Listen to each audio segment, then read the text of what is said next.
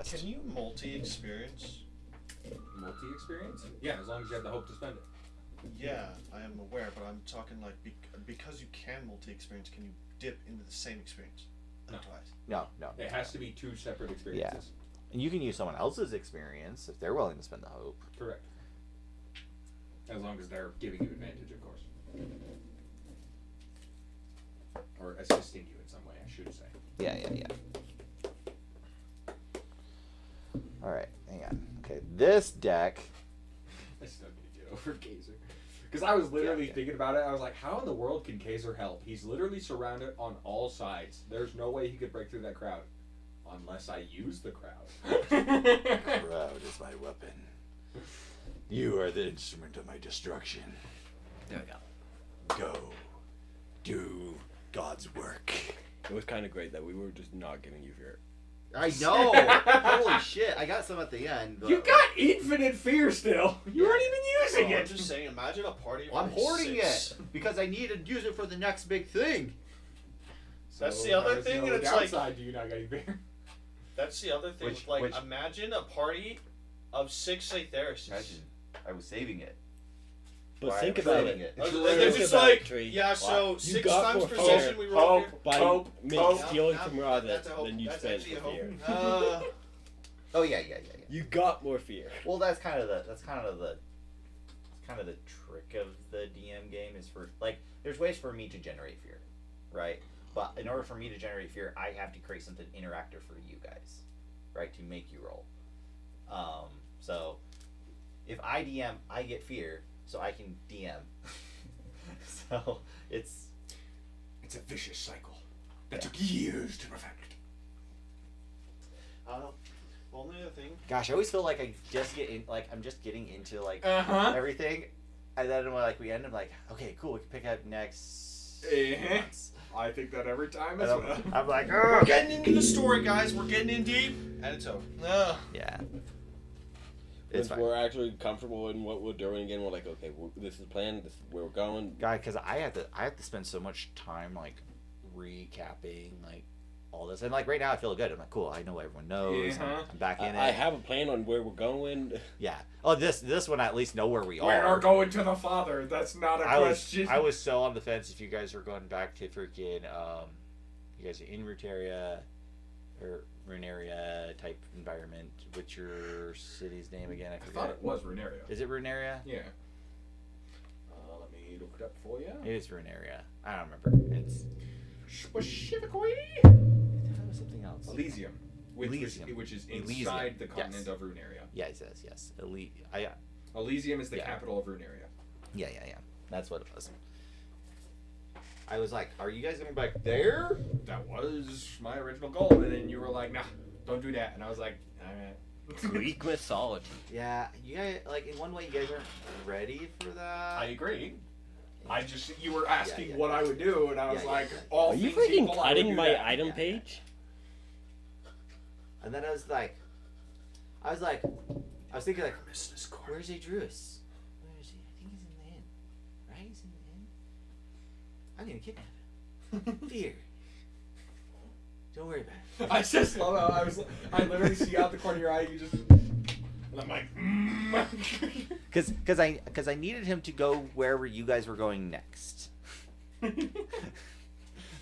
But I needed to justify how I was getting there, other than just like passively tagging along, right? Then I was like, I'll kidnap him.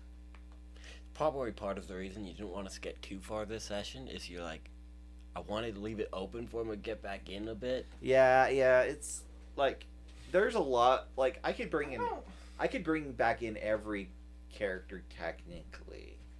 I don't Next know one. if we should thank Except Anshan Fauna, coming back, though. From what those texts were saying, maybe I'm misreading it, but he just is not interested. Yeah, and it might be great because because all of a sudden the plans changed when.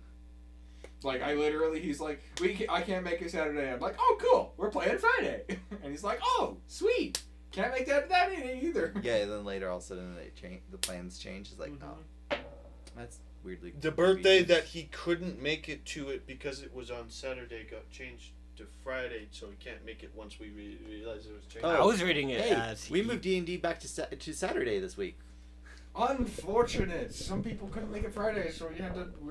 The ones that couldn't make it Saturday, just SOL. Well, but then all of a sudden it would push to Saturday for some reason, I'm sure. I'm reading it more as he didn't oppose it and be like, I actually have something I could do Friday and I want to do. It was more like, okay, yeah, you move. More people can make it to Friday. We're doing it Friday, and I'm not going to that thing because That's I entirely don't fair. care that much. It's also Paul too. Like I don't. Part of me is like, Paul's family, and I'm trying to be nice about it, but he's missed enough where I'm like, don't. Like I want to say don't show up. I genuinely am of the opinion if you don't want to play, That's say fine. so. Yeah. No one's gonna get butthurt. But like at the same time, it's like, well, and the annoying part is more me just like wanting to try to keep that door open because I'm trying to be nice. Mm-hmm. Because it's family, I gotta be nice. But at the same time, I'm like, I don't. I definitely am of the opinion it's just communication. Because even when he did play, he kind of just like, tried like throwing away his character. I definitely think that his whole taunt thing, I can understand how it was kind of smart. He was like, okay, we're handling the fight. Let's speed it up a little bit. Why do you need to speed it up? We're handling the fight just fine as it is. Yeah. What? Yeah, I thought you guys were doing great. And then also on top of that too, like, okay, if he was like, oh yeah, I'm gonna take the horde and lure them away, and then you guys can pepper them while they chase me or something, like training zombies in freaking Call of Duty, right? The answer is Paul made a Like- build with the frog plus the whirlwind. Yeah, so but he could tongue whip in an AoE, and he was. The He was whole trying to idea was create a situation where he not could do actual, genuinely, this is a smart decision. It's combatively, this is what I built my character to do, and the way we're doing it isn't allowing me to whirlwind. So what if I just scream out and I get mauled so I can whirlwind on repeat? Yeah, And he but, just severely underestimated the damage of a mob. yeah, but then also, well, What's the no, but the second So he time, could do his thing. he did it again, I don't know. Maybe I'm the weird right? one. He but knew I the damage think- of the mob after dropping the first time, and he took the 50-50 I and think survived. he just And wanted. then He didn't try to flee. Then he didn't try to flee. Stayed there and whirlwind again, knowing what the mob was going to do. And then dropped again, and then took the 50-50 again. Yeah. Maybe I'm weird, but I just hate doing the same thing in combat. That's also the number one reason why I hate playing fighters, because it's I roll, I hit, I do this much damage. Next turn, I roll, I hit, I do this much damage. I roll, I hit, I do this much damage. I And feel that's like that's just just so Weird enough. boring. I feel like to you're me. playing the wrong subclass, man. I don't mind it in one way because I realized it frees me up to role play in combat. I can role play in combat. Because cognitively, I don't have to think about, like when I'm playing a wizard's a whole different level, right? Like I'm like fucking like, okay, which of my fucking 30 spells am I gonna play here? In which way? And then like, where's the bad guy? And like, there's a lot to a wizard because you're constantly, because you're super squishy. There's a lot of options. You're holding concentration. Like I agree. And I love Yeah. role playing combat a lot. I Yeah. just would rather I- role play and have options. I found, Yeah, but my whole thing is, I found feel like playing- that's just like, yeah, if you're playing champion fighter, the one that gets reduced crit threshold, and that's all it fucking does. I can still. You're I just can- rolling and dealing damage. But she's playing Eldritch Knight. They have Well- as many spells as warlocks do. But I could still enjoy just a very basic character. I figured this out when I did my farmer with you, because I just played the most boring one I could think of, most boring thing, and just rolled with it, and I had a great time. And it wasn't, and it was because I could just be quick my turns, focus on role play. You know why my character was using certain abilities on a like emotional level versus just I this is agree. optimal, right? Like. And then when you try to do the unoptimal thing, your friends just call you stupid. Bro, that's because I didn't see the roleplay angle. I thought you were just doing it, and you're like, yeah, that seems like it's like Kane both pretty even options. I picked this one. I was just like, I didn't see the roleplay, so to me, I was just like, okay, hold on, my guy, hold on. We're playing Slay the Spire. That does 4 damage, costs 1 energy, and that does 6 damage. Okay. Just so you know, this session I realized bringing up the eye was not the optimal play. Oh yeah, no. That's totally Well, fine. and I did let you like because it got brought up it required a roll, but if it succeeded, I was like, okay, that will be useful information. I was completely fine. I I just specifically realized noted that. I literally thought about saying the I, and I was like, oh, he didn't say it. And I thought about it for like 2 seconds. I was like, that makes sense. You probably don't want to say that. Tree just said this is like a fucking kid's ghost story. Okay. And then Justin was just like saying it. Then I'm like immediately like, and now Razan's in the conversation. This is why I'm here. Okay. Hear me out, guard. I have no problem that It's a you said it. minor. I personally thought it was an idiotic move. That is Oh no, all no, it was. No, yeah. No, it was. You had a It will- semi-problem until you I realized will- it was on I purpose. will say, as a DM, I Oh, will. I didn't know what it it was seemed. on purpose. I will allow it to I play. didn't actually know that. I will. That's why you said, Justin, why? Well, that's This is because why you I- turned around. I will. Yeah, but he did that because I could, like, in that about 5 seconds, I could have deduced with how John said it. He was dancing around, not saying. yeah. He literally said, Oh, "Do no, you no, know I got you. anything about how they look?" Oh, I only saw they were black hooded. He didn't even say black I hooded. will- He said they had the eye symbol. He was dancing around it. He didn't want to say it.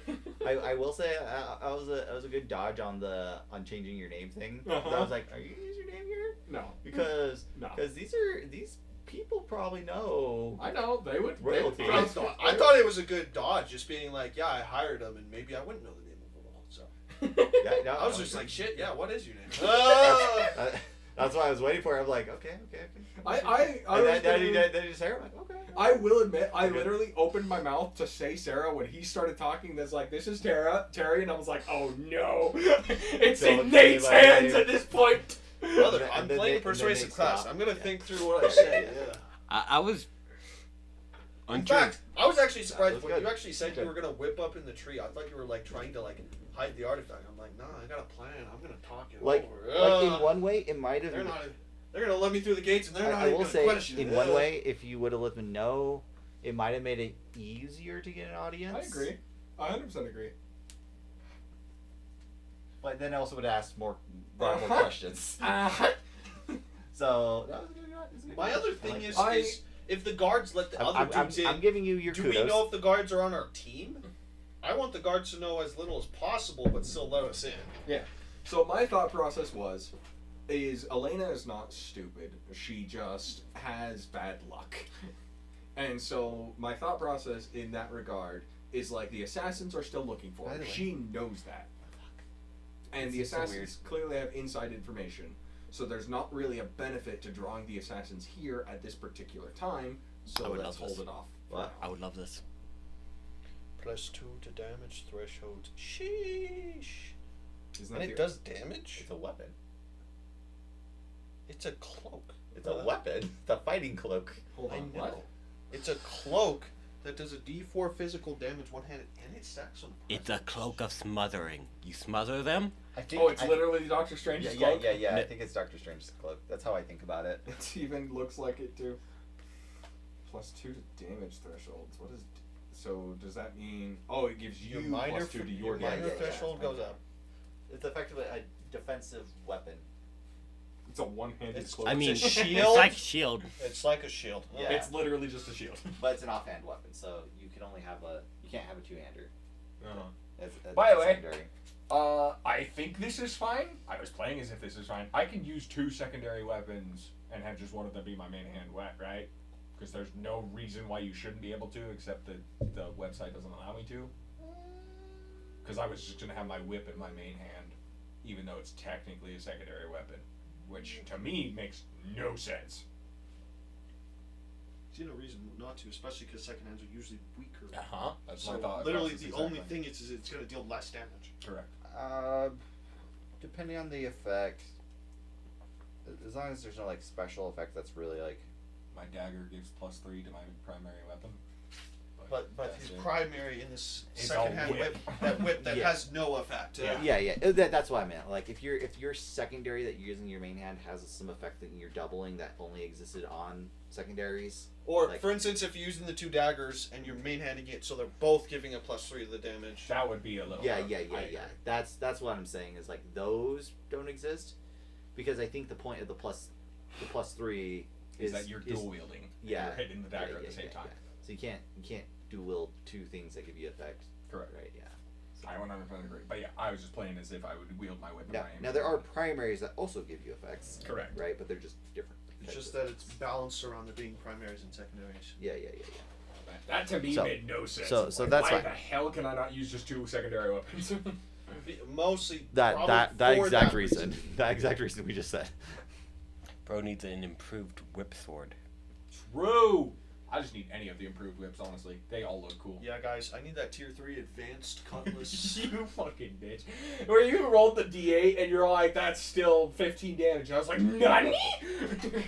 I was gonna say, you're like, look at this plus 3 damage. I'm like, that ain't nothing, dude. Look at this cutlass, man. Cutlasses are so good. I agree if you use the tier 3 variant. One-handed cutlass? Like, check this out. Bop! You'd have like the admin come down, cheating detected. Right. That definitely would be one of those situations where like if Hiram caught you, like, God damn it, Nate. Yeah. Again.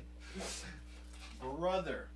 I just find it hilarious how he was like, I looked up Cutlass, it was the only one. Looks up Cutlass, finds like 6 of them. Brother. See, only one. Brother. Firstly, I'd go fence.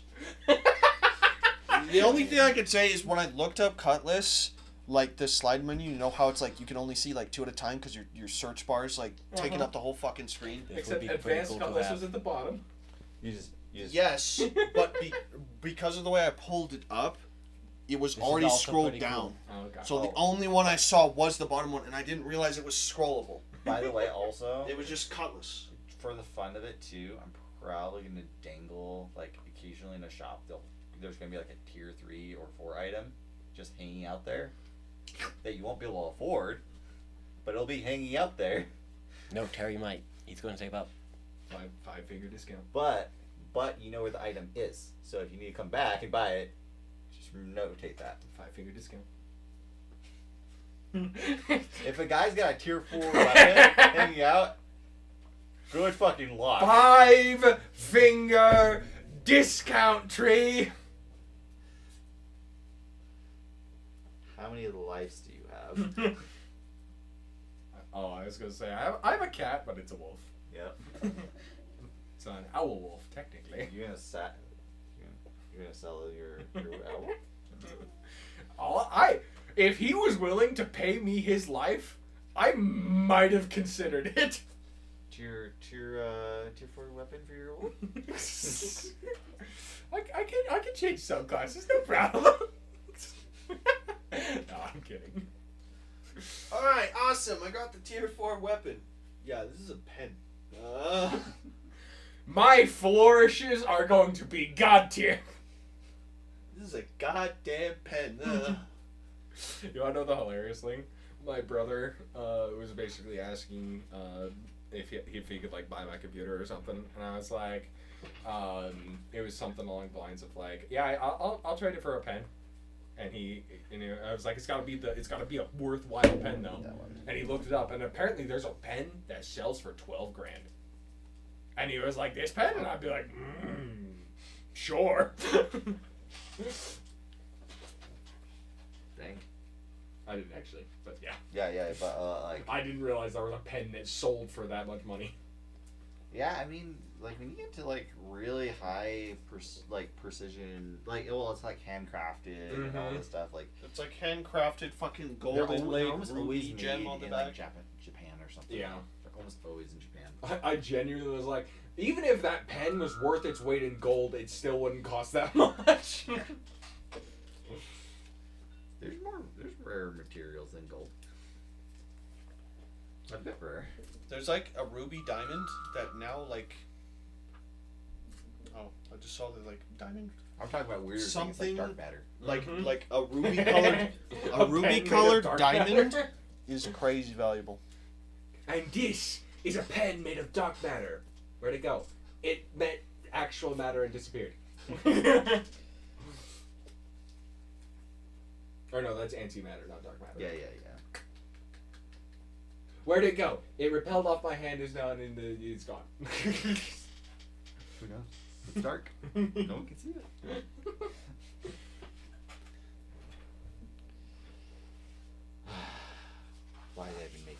I think that was an awesome. What? He's talking about the tear that Daz gave back. It wasn't hard to make. It just, gosh. Oh yeah, you want to see my program? Sure. Wanna see my silliness? Actually. I can also What happened to I the can other also item show that you- was in this pile I can also show you my agent thing. that I was showing you? I think that was an awesome session, by the way, Tree. Well done. It was a good session. Terry It was a little slow at the start, but That's not. That was Terry. almost. okay. So, Who is Teddy? Terry so first, Terry this is my DaggerHeart card printer. Oh, it's even got like a website and everything. That's pretty cool. Well, it's just hosted on my server. Yeah. Okay. So, so I made a GUI for it, but effectively, this isn't the most clean thing. Yeah. Because it's mostly just for me, but I can just come here and be like, okay, I want to, like, I can just add whatever filters. It starts off with everything, so I just be like, okay, I don't want any homebrew stuff, for instance. I just want Hope and Fear. I want to see. Actually, most likely, I'm just going to do both core and that, and then like, okay, I just want to see if the armors are, and I want to. Actually, most likely it's going to be consumables now because I already printed off all the armors. Mm-hmm. But I can come here and I can like choose a certain armor, or I can just be like, okay, just give me all the armors. It adds it Nice. to a zip file. One second. There it goes. Okay. Now I can just download it and then Nice. print them out. That's actually cool as frick. And then I can also make homebrew items, which all I do is just add the text, what type of item it is, what the 4 categories, throw in my picture, and then that's how I made the amulet. That's or awesome. the tier. Yes. Yeah. I need to truly now- figure out how to make Then programs. I tied it to this guy. I made this guy because I already had the data. So I was like, oh, I should make a loot generator. So I was like, oh, cool. So this has like pre-selections, right? So if it's like a really large store or or a hoard of treasure or whatever, right? I can just be like, cool, auto-generated, and I can tweak numbers here, right? Be like, okay, I want a little bit more items. I don't want any armor. Just take this off. And then I just hit roll loot, and That's pretty sick. that's all it says. That's pretty sick. And then So, and then I can just grab the cards, and these pictures are the same as the cards because it's from the same database and everything. So I can just find once I get them organized, I need to alphabetize the armors. Looks familiar. Right? But yeah, so that's my loot generator. Yeah. I can do the same thing with D&D, but It would be a lot more yeah. complicated. Well, it's just a lot more stuff. Oh yeah, a lot more stuff. Yeah. And then also if I wanted to make, because I do want to make, even if we stuck with D&D on our next campaign, I really want to make a lot more tangible things. I think having potions in your hand is such a fun mechanic to have, to be like, okay, I have this. Oh shoot, this guy needs it. Okay, I'm going to spend my turn using on this guy. So it's very nice and obvious. Yeah. Yeah. And then you use it and you just like hand it over, or if you like trade it to someone, you're like, oh shoot, like, oh, do you need a potion? Okay, here you go. Right? Like it just adds this like extra layer to immersion. Like VR does a very similar thing. I think one of my favorite ideas of VR, there's 2 games that do it, is the Plank game. The Plank game is like one of the first VR games that really kind of showed what VR is capable of. I've never. But there's also the Don't Let Go game. Never heard of that. These are both very early VR games. But what made them so good is because the controls are the experience, right? So like with a lot of VR games, you're using controller or keyboard, and it doesn't match what the character's doing. You're playing Skyrim, you're not swinging a sword around and stuff, right? Well, I mean, you can. But Yeah, but it takes more work to like set that up, right? And you are like, you can kind of do it, but you're still like pressing forward on the joystick or whatever. You can get a catwalk, and then you can start running around, and it adds a little bit more. But those are levels, right? But but the Plank game and the Don't Let Go. So Plank game is you have no controls, right? You just have the VR headset, Okay. and what you're supposed to do is you put a board in the middle of your living room. What is it? Oh yeah. Yeah, and you walk the I board. saw a video on this. Yeah, you walk the board, and it makes it feel like you're walking a plank that's just sitting over the skyscraper, and you're gonna fall off. I saw a video of a dad doing it where he was like walking over and he's like, and then he falls into the TV and cracks the TV. It's like, Iron Maiden. Oh, right. I saw it when I was Literally printing called it Zephyr's Jar. And It's a Right. jar with a storm in it. out. Yeah. So, but the whole thing is that the controls mimic the environment, right? And something so simple just adds a ridiculous amount of immersion. That reminds me of Don't Let Go was a game where like things kind of jump at you to scare you and jump scare you and stuff, and your whole point is to hold 2 keys on the keyboard. But the character in the game are holding 2 keys on the keyboard. Okay. So you are doing the same thing as the character inside the game. So it adds this immersion that you are the character in the game.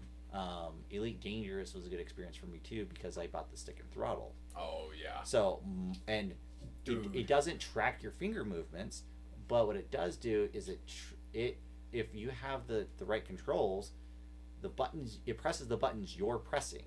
I've seen, yeah. So like it just happens to be moving with you. Like I push the throttle forward, it pushes the throttle forward because it's doing that, right?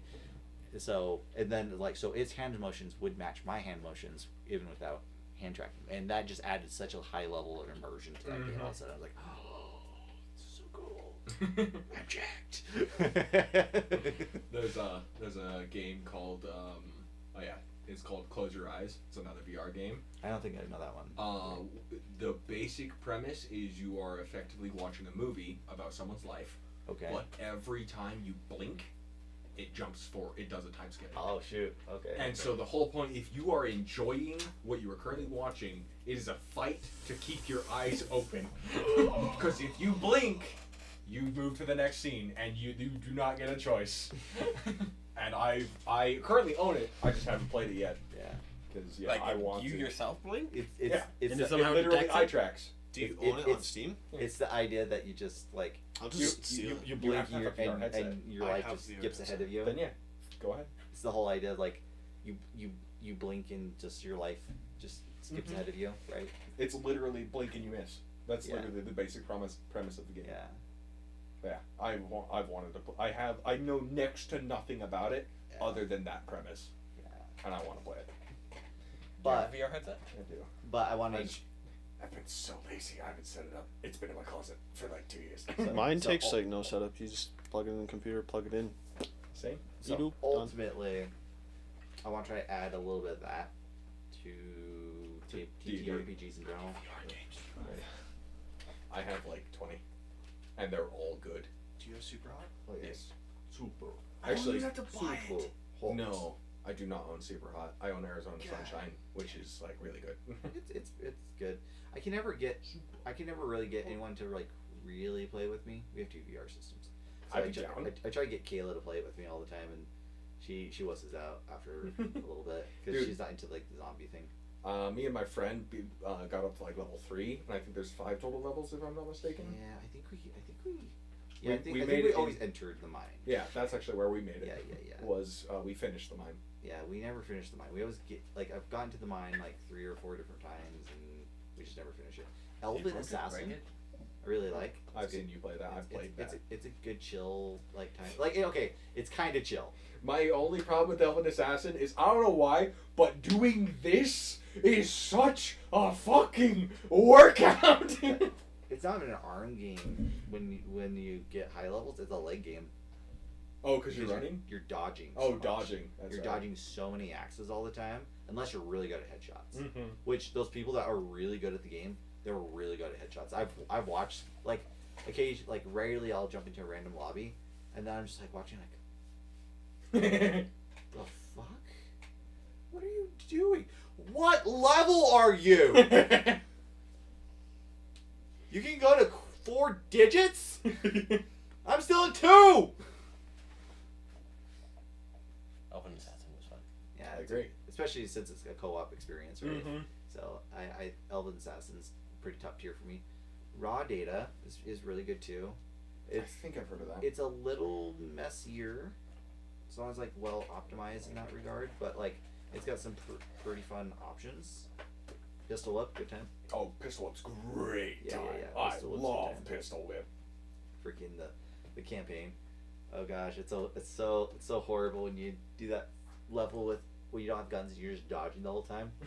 God, every time Are you I bored? forget about that, Are you bored? or I watch someone else do it and they're just dying. You get like halfway, like, oh dear God, it's still going. I can't do this. The bro was bored. 3, 6, 9, 12, 15. I have 16 VR games. Section 4. Stranger's a great one. I mean, fair. Sorrento's a great one. I think I have Sorrento. Seems we're heading out. Contagion Maybe VR is a it's- great I one. thought Sorrento was okay. Well, it's good night. I felt like it was a little too Well. easy. I definitely think it's more on the easy side, but it's more so of like the novelty of being an assassin running around and killing Yeah, shit. you're a super assassin, Uh-huh. right? Like you're unstoppable, effectively. Yeah, Contagion VR is another really easy one, but you are literally, you can have any gun ever to exist. Like, Yeah. it's effectively like a roguelike. And Okay. I've done so many things, like I've done like a minigun build, and just let me tell you, just there's no better feeling. Super Hot was always good. Oh yeah. Although I feel like I think they made a Super Hot 2, but weird enough they Did didn't they? release it on VR. I've never even heard of Super Hot 2. I know Super Hot 1. I think they made either that or they did it was dumb. Whatever they did, it was dumb. I remember they added something, it was dumb. Super Hot 2. Let's see if that actually exists. I don't remember a Super Hot 2.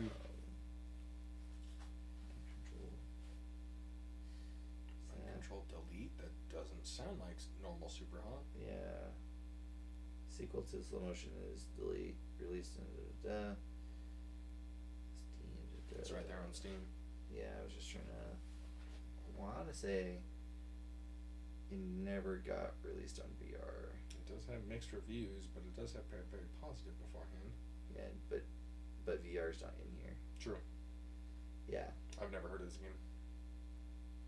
Yeah, I was pretty like, what? Why not VR? That's like, That game was literally designed for VR. yeah, like, I kind of want to see the reviews on this.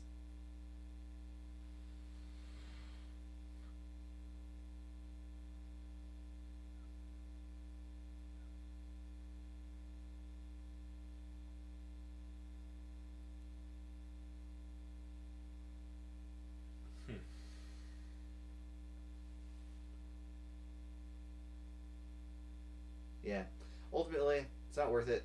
I was a little disappointed when this never came out on VR because you're like, it's like, what's the point of playing this game not in VR? Yep. Like, Listen, I have seen some speed runs of Super Hot, PC Super Hot, and those are pretty good. I could see a speed run on that. Like that sounds. Speedruns of that game are definitely why it's on PC. For anyone who's normal, there's no reason to play it on PC. Melissa likes Skyrim a lot on VR. Mm. I can't do the motion as much. Like it's like kind of can. I figured out some tricks to kind of get over it without using Dramamine. Like motion sickness pills. Mm-hmm. But it's just some of the best tricks was like a fan. Fan's your best friend. Blow a fan on you, that it tricks your body to think it's moving. Mm-hmm. So it causes a lot less, and then plus just having the cool air, and also the air also helps keep you Orient you. orientated. Yeah. I think I've only played one VR game that I truly, genuinely got sick. And it was a game where you're effectively in like a little mech crab. And you can jump onto the ceiling. Oh god. And you can jump onto the wall. And you can jump onto the other wall. And just the sheer, and like some boss fights, you have no choice but to jump. And there was like, I'd been playing for like 3 hours at that point. Okay, yeah. And I got into one of those boss fights, and I do, and I was just like, whoa, oh my god. Okay, the VR game that got me the most, and I I couldn't play it for more than like a few minutes. Like it destroyed me so fast. It was a racing game, but it was like a off-road racing game. Okay. Okay. And because the car's constantly the whole time, you're going around corners and you're trying to speed through it and stuff. Like feeling none of that inertia or anything, like just made me so motion sick so fast that I could I was like trying to like hold it together while playing, but because I was failing to hold it together, I also like fell off the edge of the map and then it was like oh god, where am I? Oh, this is worse. I can't close my eyes. This is so much worse. Where the fuck am I? Okay, I'm down here. Okay, don't follow me. Okay, we're okay, guys. Alright, now we gotta try to go up this hill. Nice and easy, guys. It was horrible. I've definitely got. I didn't even finish the first race. And I think it was like the trial race thing. I was like, no. I'm lucky I don't get as motion sick for VR. That one was bad. Weird enough, and I don't know why my brain does this. If I'm driving a car, it's fairly bad. If I'm driving a spaceship, I am fine. To be fair, it's because you're a logical person. Your brain rationalizes if you're in space, there's no G's. Yeah. Obviously there is, but it's actually drastically Yeah. reduced. But yeah, because the change of speed is it would still affect, right? Yeah, but I'm like perfectly fine with like spinning around in space and it's fine. Whatever. But like, gosh, if I'm on the ground though, I'm like, I realized the difference because I was playing No Man's Sky, and because No Man's Sky is the VR version, right? So we're playing that, and like the motion on the ground, I was like, ooh. But then the second I get on the ship, when you finally get there, I'm like, oh, this is nice. all my motion sickness just went away. Nice. Yeah, VR is a good time. The only thing I kind of the problem with VR in one way is if you have kids, is like I have a young daughter. Yeah. So if me and my wife want to play VR together, neither of us can watch the daughter. Yeah. And then if she just happens to walk in the way, trips over a cord and. Well, I'm more worried about her getting hit. Oh, I guess that's fair. Like, I'm pretty self-aware, and she can't really trip over the cord because I have mine like on bungees above me, and my wife's completely wireless. Her like, if you want a fun VR experience, her VR is like top notch in that regard because she has like the waistband and the leg sensors. We have it's the outside in tracking, so we have the base stations on the outside, right? So you get the full 360 tracking. Plus I got her the Steam Index controllers, so it also does the finger tracking. On top of because it's the Vive Vive Pro that she's using, and then for the Vive Pro, they specifically have an addition you were able to get that give it wireless. Okay. So it just sends the signal through this wireless. I'm sure it's giving you cancer, but you can be fully wireless, and all you have is this battery pack attached to you that runs the headset. And yeah, it's a great time because like full body tracking, legs, feet, arms, waist. You know, it does make some games very easy. Because like some games incorporate leg tracking, but you can tell the difficulty is not designed around leg tracking. Oh, okay. So there's like a kung fu game that's meant for like mostly arm stuff. Oh, okay. But also when you get your legs, you can start kicking. Yeah. And you have a lot more reach. And you're like, do it, and they can't hit you because they're not kicking. So unless you're playing like PvP, and then I'm sure both sides can kick. But yeah, it's a. Although VR, I don't know if I'd ever be into VR or PvP. It's too exploitable in a lot of ways. I think if there was no cheaters, I'd actually be more down, just because it's just like normal games where it's like it's your skill against theirs. But there's weird very easy glitches to perform in VR because you're like, oh, I can just like walk through this wall, situation, and the programmers can do so much, but they Yeah. can still only do so much, and it's a pretty hard limit to stop. But Fun enough, there was this space pirate game. I think I know. Yeah, Space Pirate Simulator. I that's think literally what it's something like called. that, yeah. And there's a PvP mode, and we were Is just there? doing it local co-op, and we figured out that our dad's shop is huge, but it's just barely too small, and so we set it up so that way Yeah. we could, because like you can like shoot around corners and all Yeah, that, yeah. and if you try to walk through walls, your entire headset turns off, Mhm. and it doesn't turn back on until you go back through the wall you walked through. Okay. And so it effectively prevented cheating. And it was the best time. The problem is I got so into the game, they pop around the corner and start shooting at me. I'm like, shit, gotta dodge right into a wall, and I was like, oh. Ouch. Yeah. That happens at times. Like, yeah, it's there's a couple good tricks to keep yourself orientated. Like obviously the fan thing. The other thing is actually found if you want to really keep yourself oriented, is get like a floor mat or Mhm. something, like a doormat or whatever, right? Something where you can feel that slight like bump up, and then you just like okay, if you're on that, you know you're fairly centered, and then Or you just get a big enough place, because the Oculus Rift, you can actually just trace a boundary.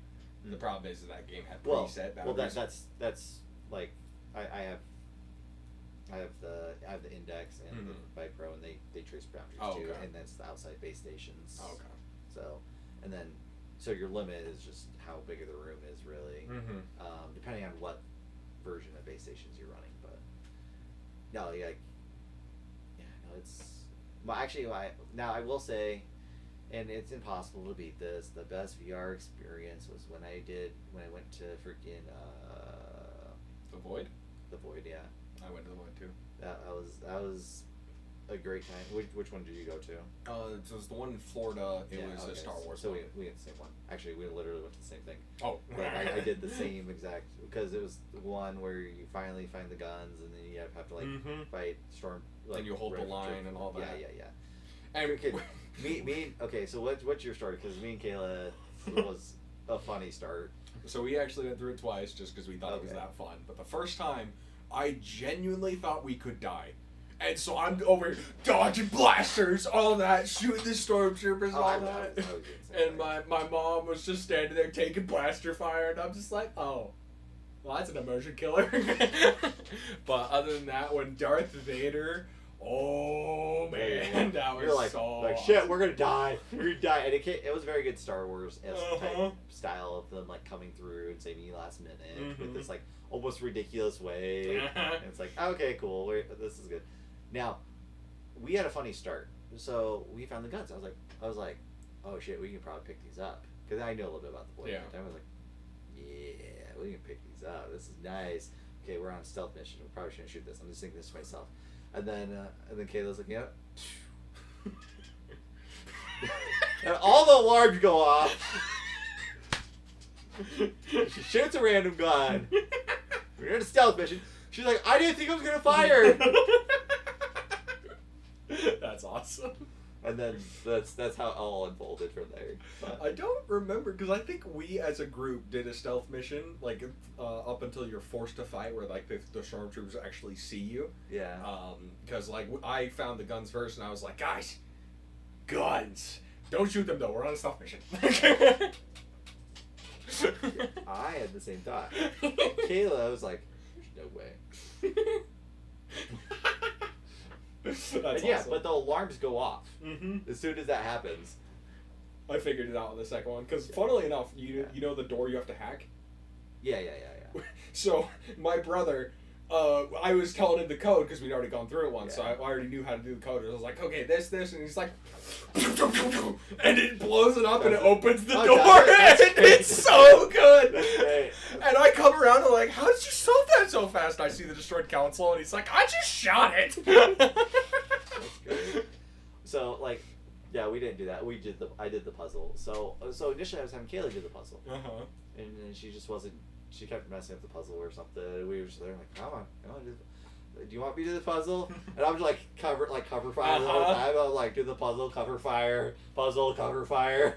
It was a little unfortunate because I knew the puzzle would take a long time, Yeah. and so I was gonna use that to like effectively defend the corridor and actually shoot the stormtroopers yeah. because I thought that was fun. Yeah. And it was like I was like doing the puzzle and like defending the corridor, and then like 5 seconds later, that was way too fast. Damn. You got some skills. Yeah, I just shot it. Oh. I'm just hilarious that it worked. Yeah. So apparently, according to him, he was genuinely just curious. So he was like doing the puzzle, and he's like, you know what? And he shot it once, and it like sparked, and he was like.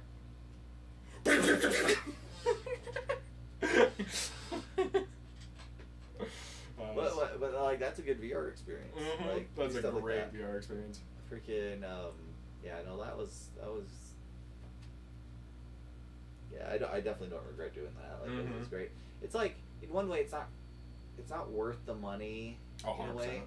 because like, you just don't. It's not a lot of time.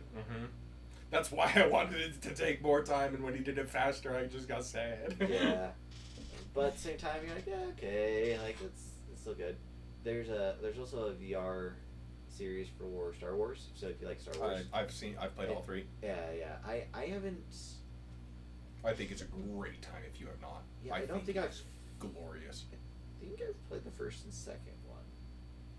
I don't remember, but I think the third one puts the other two to shame. I'm not exactly. I know I haven't finished them, but yeah, I remember playing them. Those are great. Those are good times. I am so sassy when I play those though. I'm such an asshole to Darth Vader. Oh. Because I role play as if I'm there, and I'm just Yeah. Yeah, dude. You're real intimidating with the respirator. I'm just mouthing off to him. Can't even breathe right. Yeah, I'm just mouthing off to him the whole time he's talking to me. And my wife's always watching me, just ham it up, and it's like. Yes, I love those three. The force is with me. Man, I really want to replay those next. Yeah. Dude. Oh yeah, I was gonna show you Cursor. The Okay, you want some craziness? the custom ones or the custom matches in those. I don't know if you actually played those, but the third one you effectively unlock all of your force abilities because like the first two are still limited because they're doing it storyline wise.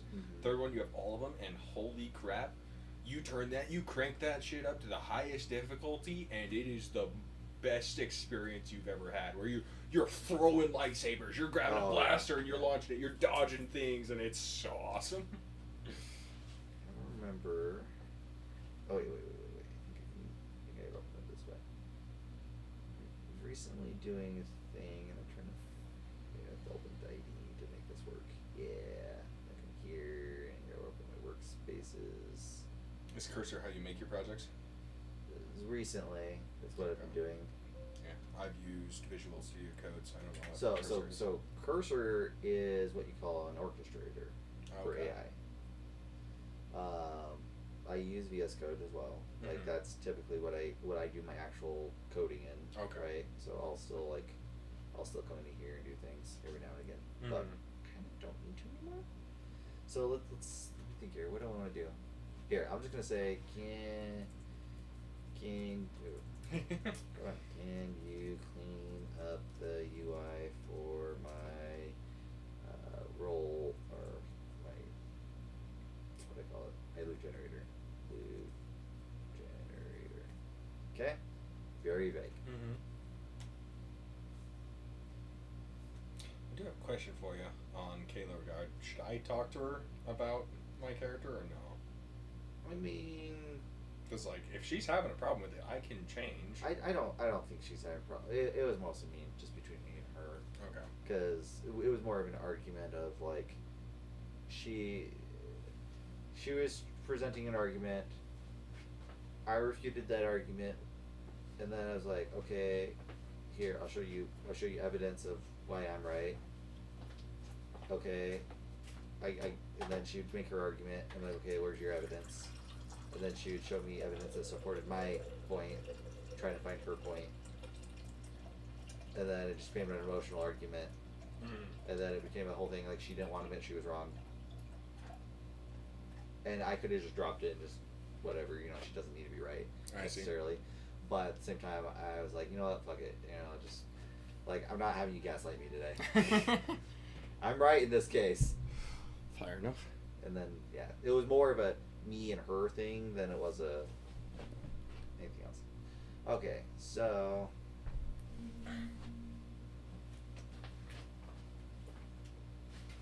it's just digging through all my code right now. So Makes sense. Can't write code in a day.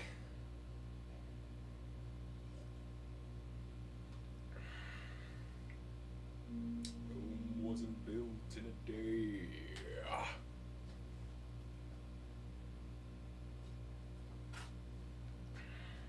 it's gonna get.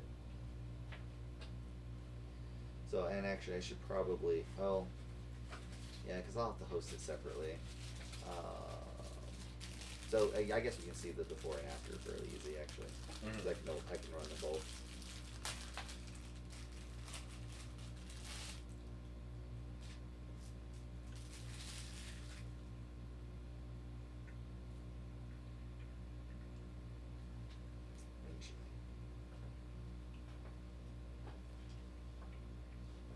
I'm gonna go use the restroom real quick. Yep, you're good.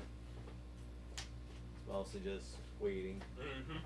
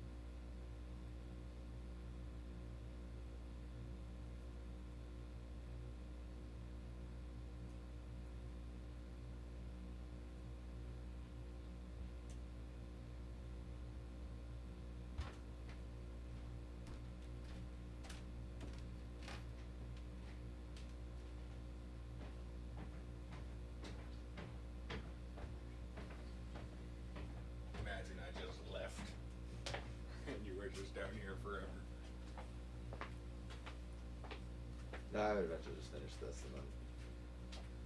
I don't know if I'm happy about the changes I just had to make, but it had a bug in it too, so I'm having to fix that real quick. But yeah, so like I had an error, so I just fed it the error, and it's like, oh, we just look into that. But yeah, like it's physically like just making all these changes, right, to my entire file structure, and it'll ask me for permissions to do certain things, right? And I can skim it and just let know if I'm okay with it running it and whatnot.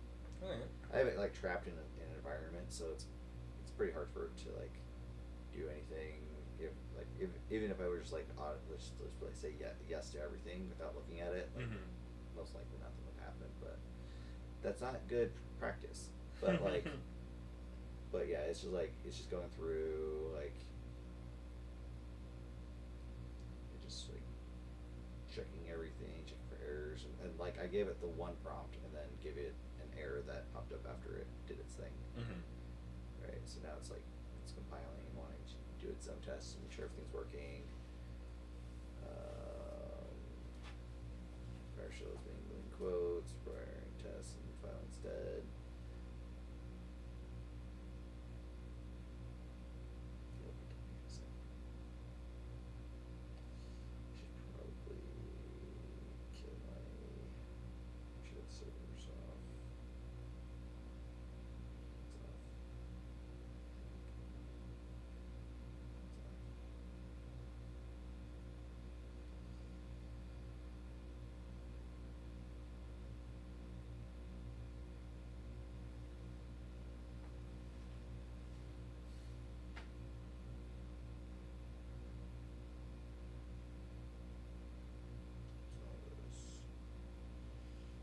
Test.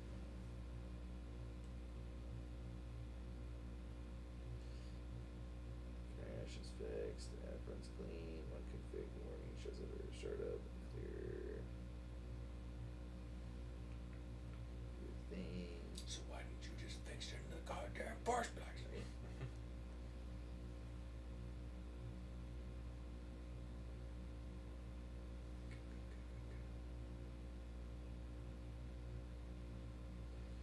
Stop using PowerShell.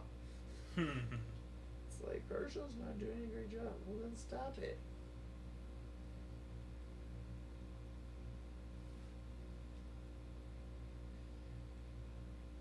If I were to rewrite the program, I would have wrote it a little differently.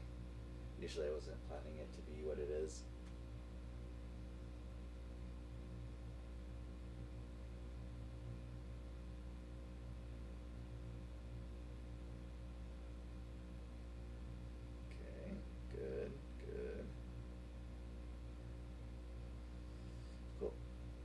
So, made a whole bunch of changes, and then I just come over here, and which one's my loop generator? Run my loop generator. We'll come over here and load the new one. So it's just localhost. Apparently, it made it not in dark mode anymore. What? Like they added the nested these. I might ask it to give me a dark mode option, like a button maybe for dark mode. But just say, dude. But in general though, like that's a little weird. I need to change that. I don't know why it's showing HTML in those. I need to tell it to fix that. Well, it didn't do those ones though. I never really did that.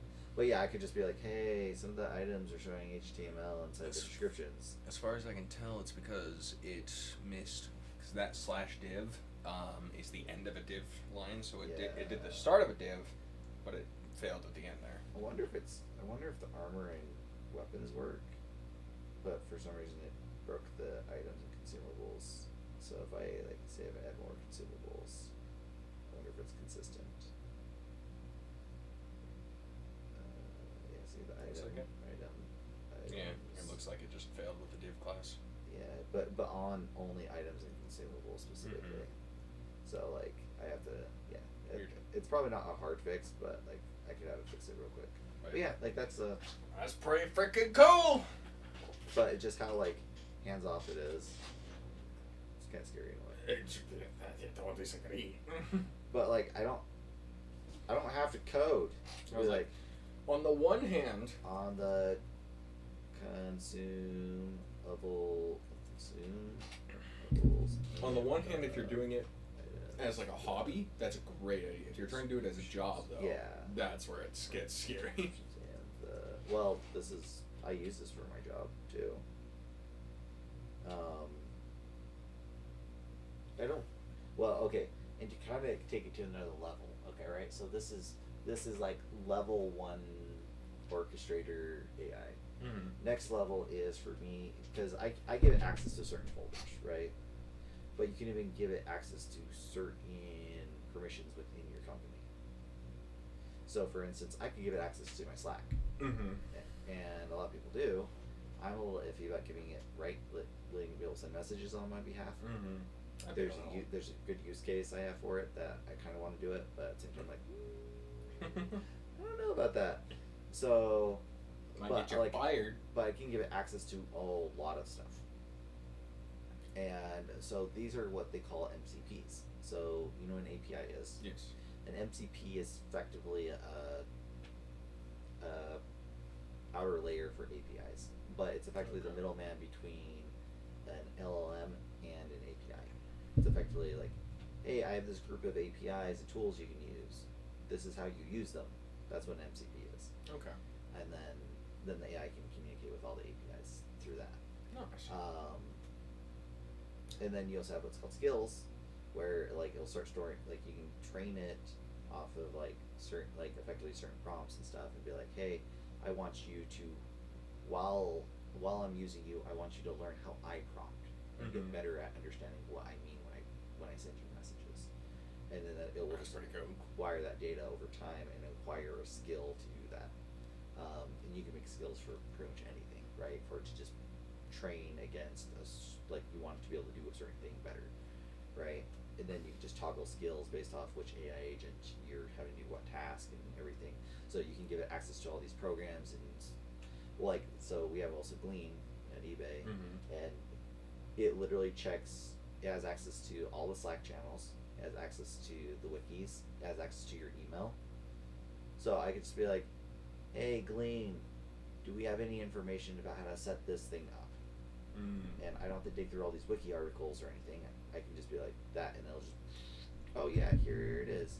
Oh, I happen to be in this like random chat over here that you're a part of that I would have never known about. Yeah, And it'd be that's like, another thing that I really like AI for, is just information searching. Yeah, You yeah. don't ever trust the AI of what it says. as long as it gives you references. But as yeah. long if you can just look at the reference, yeah, 100%. Yeah. If I can just find where the information is Yeah. and then I can go research it, by all means.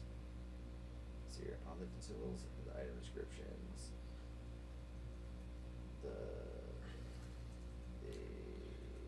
I almost want to like do this with the LLM on the Discord, or not on the Discord, on the stream, just because I am so in an AMP mood.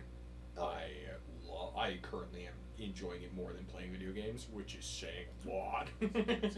And so I almost want to like do it with the Hiram's campaign, so I can be like, yo, generate me an image for this character. Yo, generate me an image for this scene, and I would make an AMV for Hiram's thing in a heartbeat. I just don't have any pictures or references or anything like that. So. Right.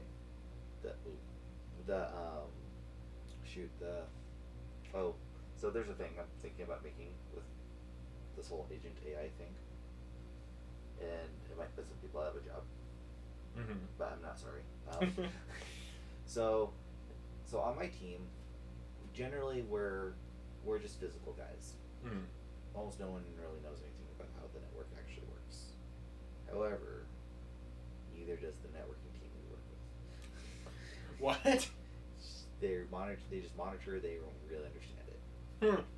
So I found that out years later, after working there. But I'm like, oh, there's this Nessie tool that we have, because there are people above them that do know what's Okay. going on. It's just the people between us and those guys. Those people don't know jack. Okay.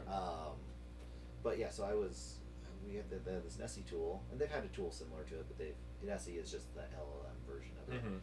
and it gave me certain access that I wouldn't have had normally as a tech. Like I did have it, but through other means. Okay. And I was like, oh, this is really cool because I can just run like show commands and I can check all the networking stuff myself without needing to have these extra permissions or get the networking team involved. Which typically at the networking team like is looking at stuff like, oh, it's having issues. They don't tell you what the issues are. They're just like, it's having issues. And like, okay, let me see if I can fix it. Okay, is it fixed? Nope, still having issues. Okay, did another thing. Okay, is it fixed? Nope, still having issues, and rinse and repeat, right? But they don't really investigate what the issue is. They're just like, I see, well, it says it's not healthy. Well, why is that not healthy? Right? They don't check that. But you know what's really fun with AI? I could just be like, hey, I got a ticket saying this link's having issues. What's wrong with it? And then it would run all the commands, check all the information really fast, and be like, oh, I found this error that keeps popping up over here. It seems to be related to this. You should probably check this thing. Cool, I'll go do the thing. Hey, is it fixed? No. Okay, let me try something else. Hey, is it fixed? Yes. Cool. Is anything else broken? Yeah, you broke 4 other things. Fuck. Yeah. Well, but the thing is like, I don't need the human on the other part, and the person that's working with AI doesn't even really need to know because they didn't know anyways. So. I think the funniest thing I've seen about coding is 99 little bugs in my code, 99 little bugs. Take one down, patch it around, 117 bugs in my code. Not wrong. Gosh, but with like AI, like and also you can have AI clean up stuff for you pretty good. Like I'll go through and have to like fix some of the like human text elements of it. Like okay, like I want this to be formatted slightly different. I want to change the wording here, right? Some of the stuff the user's going to see, right? I still have to like almost always go in and fix those. But that's not bad. But you just be like, hey, can you write my AI in a human-friendly way? So if a human needs to come in and reprogram it, they could easily read the code. Like add comments and stuff? You will add comments, refactor the whole code, and so it's in like different sections and everything, and do it by like industry standards and all that stuff. And then all of a sudden it's like real clean code. And then if you kind of skim through it, like sometimes I'll find something like, oh well, that doesn't need to be there. Like, hey, can you remove this? I think this is redundant to have this. Can we do this way? And then I'm like, oh yeah, done. Cool. Nice. It's definitely pretty scary. yeah. It's like, why did I even go to college? Yeah, right? Like it's crazy. I'm showing as HTML weapons and armor. Oh yeah, you wanna look good. If you're alright with it. Can you add a dark mode? The roll to quest, just information to do the LLM for my own campaign. Oh yeah. If You know, just email that to me. What is the password? Because we're just using the Google account, I think, for Notebook LM. Yeah. And you have my solemn vow, I will not do anything untoward with it. I know I don't need to say that, but yeah. Yeah, I'm not worried about it. I wonder if I did Jello. What's this one? You could just side out of it to attempt to sign back in. Yeah, I think I have it saved in LastPass on my computer. So look up here. Roll to quest. Let's show. I don't know if you care to. Oh no, it's a horrible password. I don't know if you care to watch one of the AMVs that I made, but I think it's pretty good. Let's see.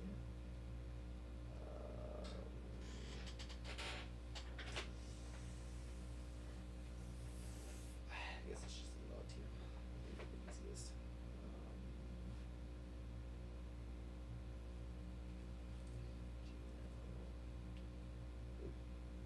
It's just stick.com.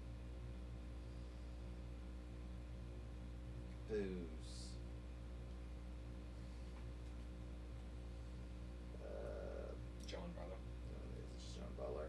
Who did Marla? Yeah, my dad made it, and that's what the Bar 13 comes from, is because that's his company that he made. So he thought I was going to be a part of it.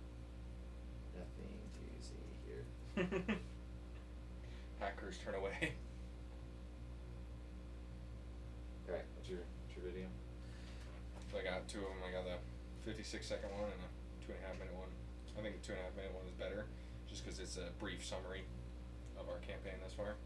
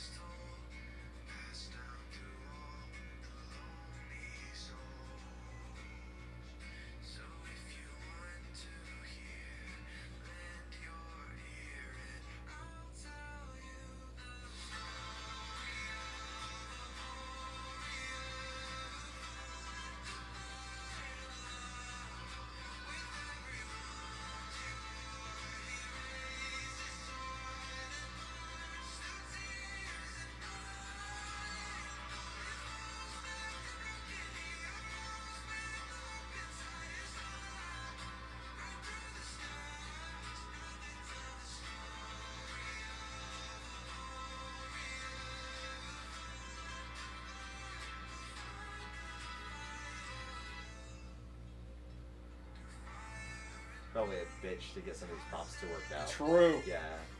What are you using for most of the images? ChatGPT. Just shit. We're using the not the highest version, but the lowest paid version. Yeah. That's not too bad for ChatGPT though. Mm-hmm.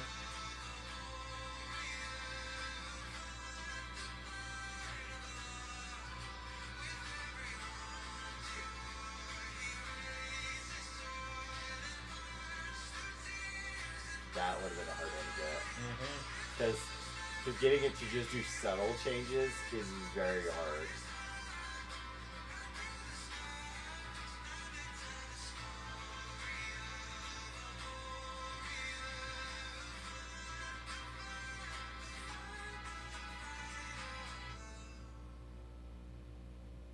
And yeah. The one I'm currently making, I'm actually trying to do it more of an animated style, where I am doing those subtle changes. Yeah. And it's a fucking bitch.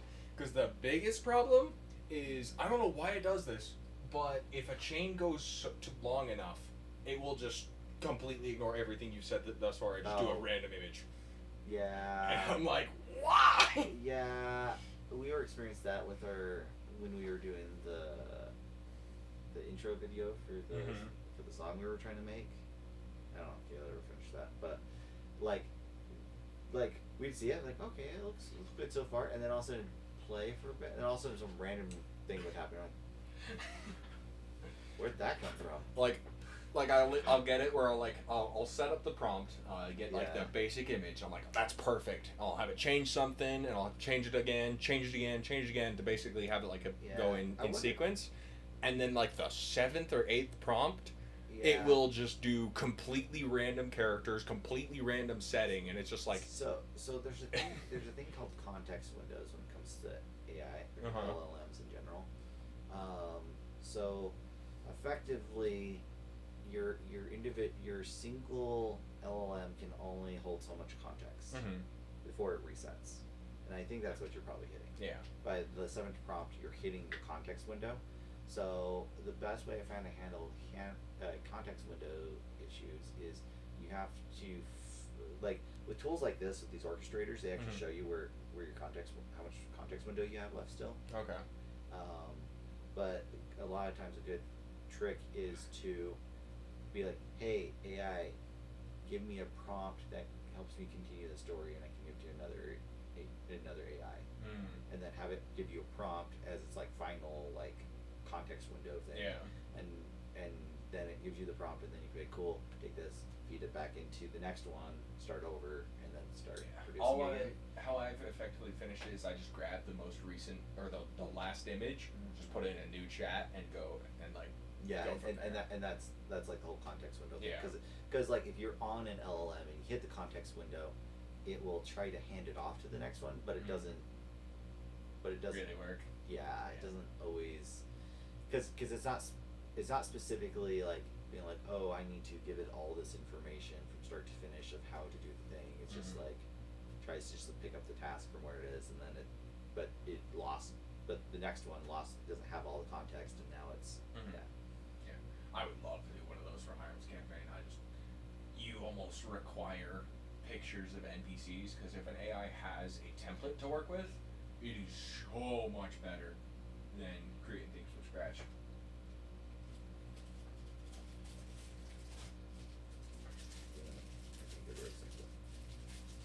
Why did it jump to here? That's weird. Wait. Okay, hang on.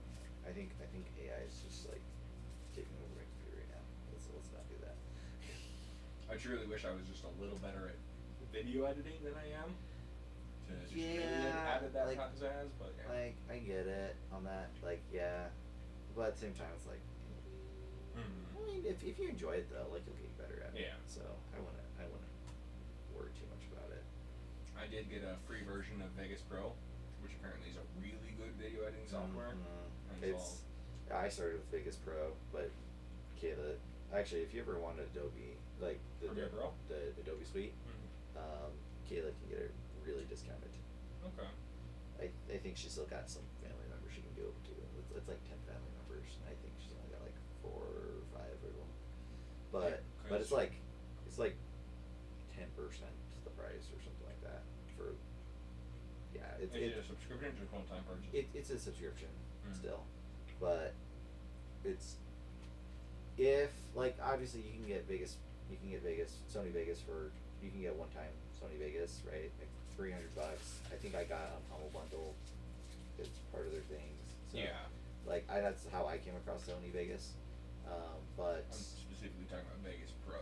yeah, I don't remember which version it is, to be honest. It might be Pro. I don't know. It's been a while. Kayla's worked for Adobe for a bit now. Yeah. So I technically pirated mine, so I got mine for free. But yeah. yeah. I used to do that with the old Adobe Suite as well. But if you want Premiere Pro, well, Kayla works for Adobe. Like, Yeah. that's not a bad option. How much a month is it? It's like let's see $5. here. I could probably swing it. Adobe, because you just want Premiere. Yeah, Premiere Pro, because I used Premiere Pro in high school, and it was a beast. And I assume it's only improved since. Yeah. Well, they've added AI stuff to it too. That help out. They have a thing called Firefly now. That's kind of their image AI thing. It does a pretty good job. I think it has problems with some fantasy creatures. I was Because noticing we were that. having a heck of a time with kobolds. Yeah, I was noticing that with ChatGPT. I'd say like, create a monster, and I didn't really care what the monster looked Yeah. like, and it would be the most grotesque, non-anatomically correct piece of crap, and I was just like, it's close enough. So, this gives you including Adobe Premiere and Firefly. I'd have to look at Kayla's thing. Okay. But the normal Creative Cloud Pro is $20 a month. Okay. So I would assume hers is going to be at least like no more than Okay. $5 a month. I would definitely swing $5 a month. But that might be the yearly plan. So if you do, this is annual billing, so it's Mhm. 20 a month. So you'd have to pay it up front. So if you want the really good deal, I can ask her. Yeah. Okay. I'll ask her and see, but it seems like it could be close to that price. if not From, lower. I'd still want to try the Vegas Pro because I haven't actually tried it yet because I was trying to finish this current A&D I'm working on. Because I'm currently using Microsoft Clipchamp, which is just a purely free software, and it shows. That video was effectively made using Clipchamp. Oh, there's my dark mode. Dark mode. Okay, it didn't do a great job. I need help dark mode a little bit. The boxes are Oh yeah, they're dark not mode. like a muted white. Okay. Yeah, I need to tweak that. But yeah, it's not hard to tweak. But you tried. You tried. That that's been my experience a lot recently. Of like, you did almost all right. But it fixed my HTML issue. Oh. It looks pretty nice now. Nice. To be honest, even without dark mode, I'm like, this isn't half bad. I might leave it. Do I want? How badly? That's where it does that in dark mode. But yeah. I definitely would want to give Vegas Pro a try before swapping over, because if Vegas Pro does everything I need, and I got it for free, so Yeah, it is, but it's also like no big deal for you just to ask. yeah, Give that's that, fair. Right, so.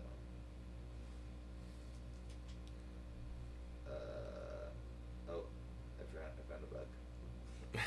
I got rid of the sidebar, and there's no way to get it back. It's actually not hard to program in yourself, funnily enough, as long as you Yeah. understand the code. Yeah, but I don't do it. Well, it actually it kind of shoots myself in the foot too if I do it, because then I have to tell it to look at the code that I changed, Oh. or if I just tell it to do it, then it already knows about the code it changed because it made the change. Mm-hmm.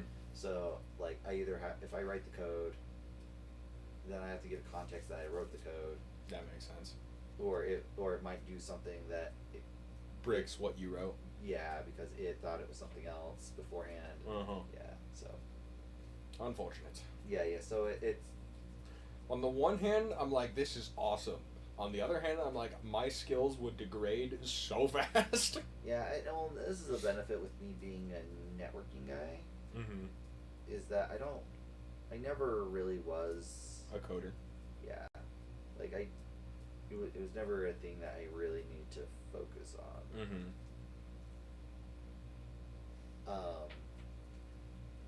The other problem is I just enjoy writing code. I enjoy solving solving problems for people. So like I like creating solutions to a problem. Okay. So that's like writing code is a means to an end. Writing code isn't really like I don't like writing code doesn't matter to me necessarily. Mhm. Like I could write it, I could not write it, and it's fine. It's for me it's always like, oh, there's a problem. Oh, I could solve this problem if I made this thing, so I'm gonna go make the thing. Cool, problem solved. Mhm. I don't care what I had to do to solve the problem, right? I just want to solve the problem. Just sometimes that takes me down on a rabbit hole where I also learn all these extra skills. I enjoyed writing code so much.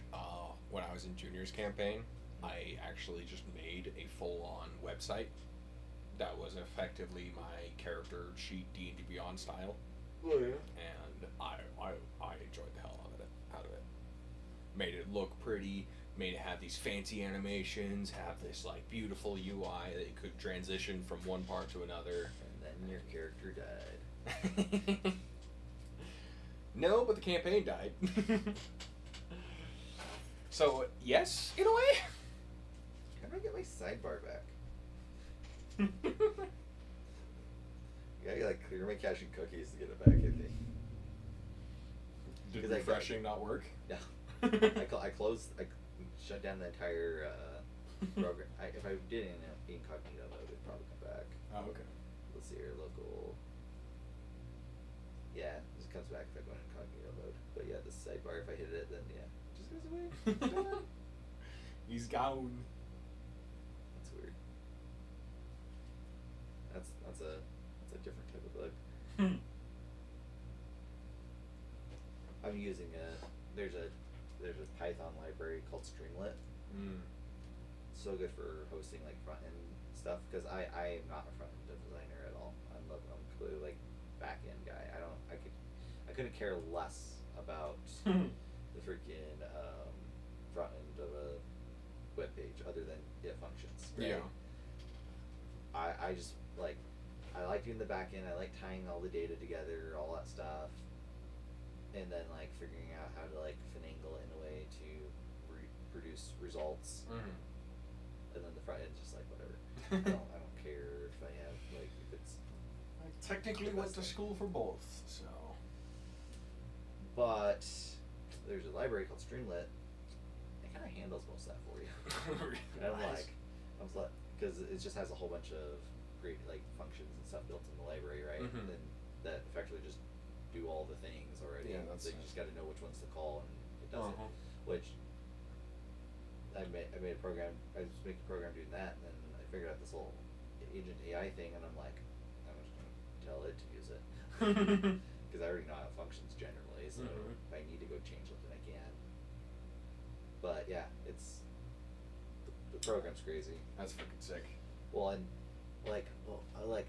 so I made a program for work where it's kind of a monitoring tool, but I have another team member that was also making a tool that's similar, like kind of a different section of the same thing that I'm doing. But we kind of thought like, hey, like I was thinking like, hey, my tools, I have information in my tool that's good for his tool. Oh, I should make some APIs for his tool. I wonder how hard it is to make APIs. Can you make me into APIs to access this part of my program? Yeah, sure. Done. Oh, and it's like 20 lines of code. That's it. Oh. Yeah, from what I understood, that's real easy. I haven't made my own APIs, but calling to APIs is extremely easy. I don't actually know how easy it is to It's make an API. kind of easy. The call itself is easy. I guess that's fair. The authentication that people That's fair. put in the way. That's fair. That's the worst. Oh God, I can't tell you how many APIs I've had to try, and the documentation is so obscure and so hard to find.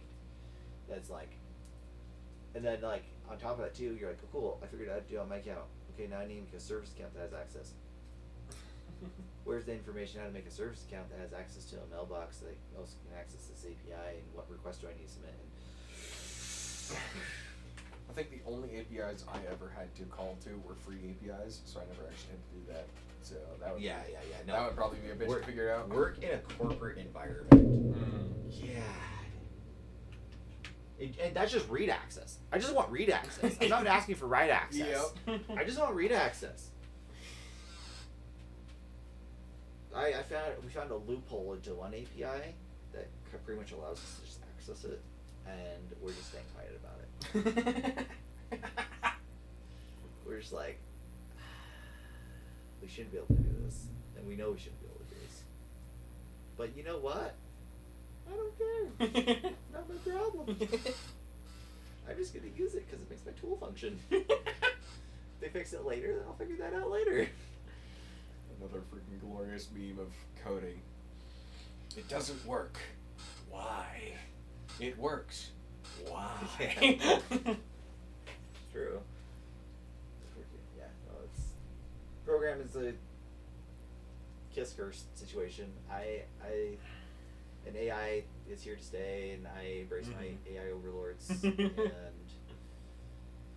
that's you can do a lot of cool stuff now. Like with just playing around with that stuff, and now picking up some halfway decent coding, and now you've been able to use AI for it too. Like I can do a lot of shit.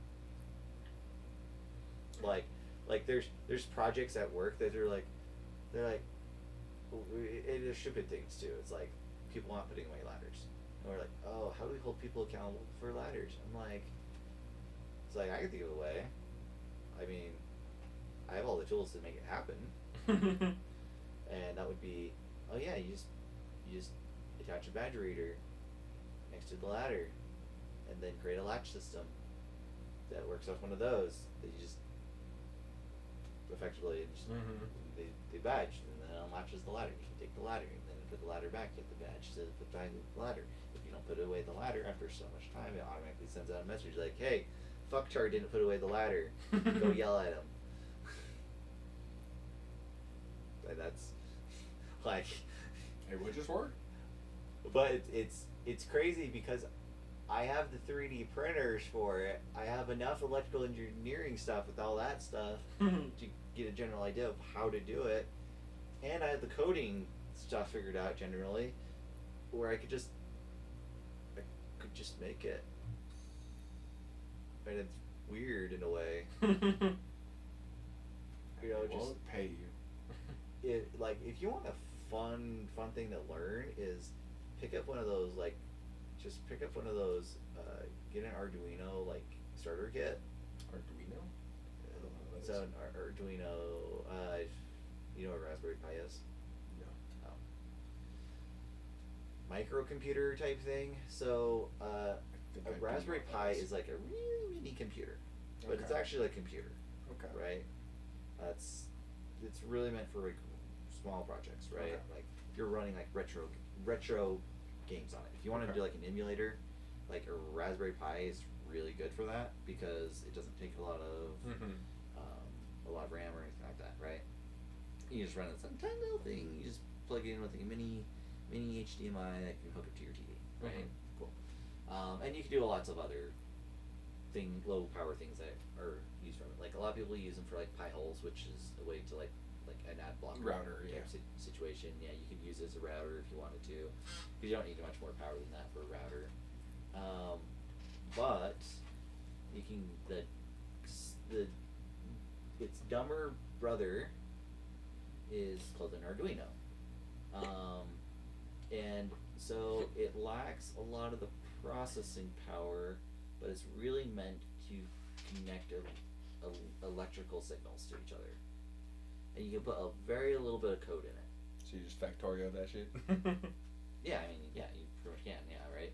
Like, so you just decide like what pin's gonna send what signals and and then you set up your code to interpret those signals the way you want it to, Mm-hmm. and then trigger whatever thing based off those signals, right? So if distance sensor is sending this much voltage, right? Because it increases or lowers the voltage based off how far away it detects something. Okay.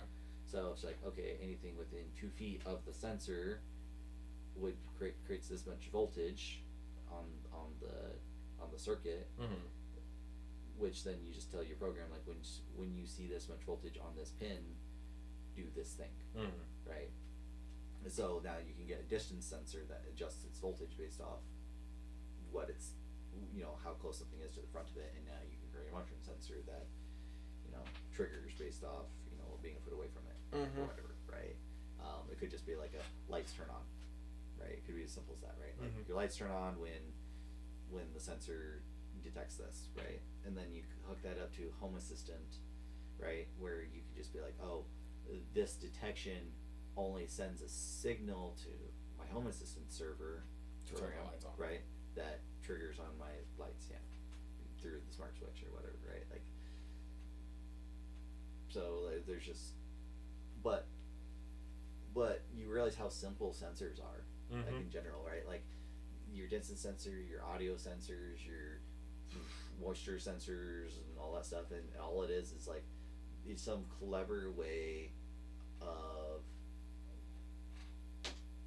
taking an electrical signal and having it adjust based off what it's observing. Attuned to, yeah. Right, yeah. And once you realize that, then you're like, oh shoot, I can do everything. Temperature sensors, whatever, right? Like, I mean, effectively, that's all an air conditioner is, right? Mhm. Is you have this temperature gauge that's like increasing or lowering the voltage as it gets to certain parts, and then once it hits a certain point that you've also set up in your program, to like, oh, if it hits this point, then trigger AC to turn on. Once it goes below this point, then turn off AC, Mm-hmm. right? If AC running, then don't run, if it's already running, right? Yeah.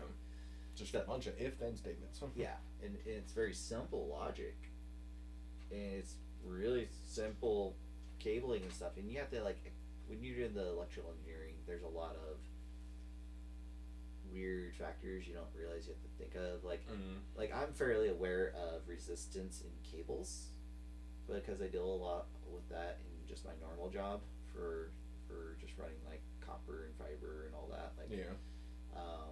Different gauges have different resistances, and we have to calculate that sometimes. But what I wasn't aware of is I didn't have to deal with interference that much, and that's why sometimes these lights turn on by themselves, Mm-hmm. because there'll be some level of interference that gets through that changes the voltage just enough where it triggers the program. Or it thinks it should be on. Yeah, well, it thinks someone pressed the button to turn it on, right? And then, but I tried fixing that by adding capacitors, because what capacitors do is they hold a small charge, so even if there's a fluctuation in it, it shouldn't, this fluctuation shouldn't affect it, because it won't go through the capacitor, right? The capacitor should keep it in constant power. But occasionally I still get a light. Capacitors did help a lot. Yeah. But there's still something else going on, and I still think it might be that there's just enough resistance at the cable where my voltage levels are just so low that we're dealing with such a small difference that it can still trigger it. And something as simple as like if the AC kicks on, like sometimes it's enough of a power surge throughout the house that it triggers a random light somewhere. But yeah, Arduinos are a fun time. I think I'll probably get my kids involved in all that stuff. Nice. Especially when Millie gets older, I'll be like, hey, we're gonna build a robot. Do some fun stuff with Legos or whatever, right? Like, Mark Roper, Mark Roper is YouTube. Is he the one that makes Lego machines to like cross gaps? No, I mean he may have done something like that, but like he's an engineer, but he's like a science communicator type engineer, I guess. So he likes just explaining it to you, like a lot. Is he the one who constantly shocks himself? No, he has had that guy on before. Okay. Mark Roper, he did a big thing with like the glitter bombs for a while. With this crazy. Like porch thieves? Yeah. I think I've seen videos like that. Yeah, that was one of his bigger things he did, and then he started getting in trouble for it, so he had to stop doing it. But why would you get in trouble for that? The cops weren't, because there's a thing about sabotaging a package knowing that it's going to get stolen is technically not kosher with the law. I know, because the intention is to booby trap. Yes. So right. The answer is like you can't booby trap your private land. I didn't know you couldn't booby trap your private property. I know you can't you can't create bear traps on your bear. If there's an intent. So the thing is he was never like harming them per se, and that why it was a gray area. Okay. But it was a gray area. Yeah. But if you ever booby trap something with intent to harm a person, that's what's illegal. Yes. So I didn't know that. But there could be some arguments to say that like large amounts of glitter and fart spray aren't the most healthy thing to be attacking people with either. So, but at the same time, I don't think it was enough to ever legally get him in trouble. But he was like, yeah, the cops don't want me to do this anymore, so this is my last one. Well, he's also putting like trackers on people and stuff because they're taking his package, right? Yeah. So,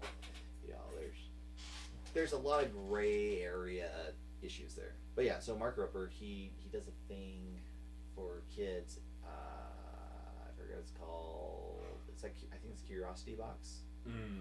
But effectively, he'll have some kind of like weird engineering contraption. And he gives like a how to build. Like he gives you all the pieces and how to build it. Okay. But they explain like certain fundamental forces of the universe effectively, like like inertia or something like that, and he goes through and explains them, and then you can you do it, and then you actually send him you record your what you made, and then send him the videos, and then they'll sometimes play them on his channel. Okay. So he just gets the kids really involved. And I'm like, oh, that's pretty cool. That would be pretty cool. But yeah, because I was noticing the number one thing that I learned at college was how to teach myself. that is the best skill to have. Like that is the only reason I know as much as I do, is because I wasn't necessarily good at anything other than learning. I'm really good at learning, especially you put me in an environment that I know I don't know a lot in. I will I'm such a trial by fire person. You throw me into any environment, and I will freaking just absorb stuff like crazy. It also benefits that I have ADHD. Because my craziest thing. So like I was pretty good at tech before I worked at the help desk, but I wasn't really familiar with enterprise level tech as much because you just don't until you do it. Yeah. But I'd studied a little bit. But I was absorbing so much knowledge so fast, and it was I didn't like. I was picking up as I was doing it because I was like, I would be because we have a thing where we always had to have 2 points of contact. We had to be working with 2 customers at all times, unless there just wasn't enough customers. There was almost enough customers always. So I'd be dealing with my 2 customers, right, troubleshooting my issues, but I would also be listening to like 3 other people's conversations,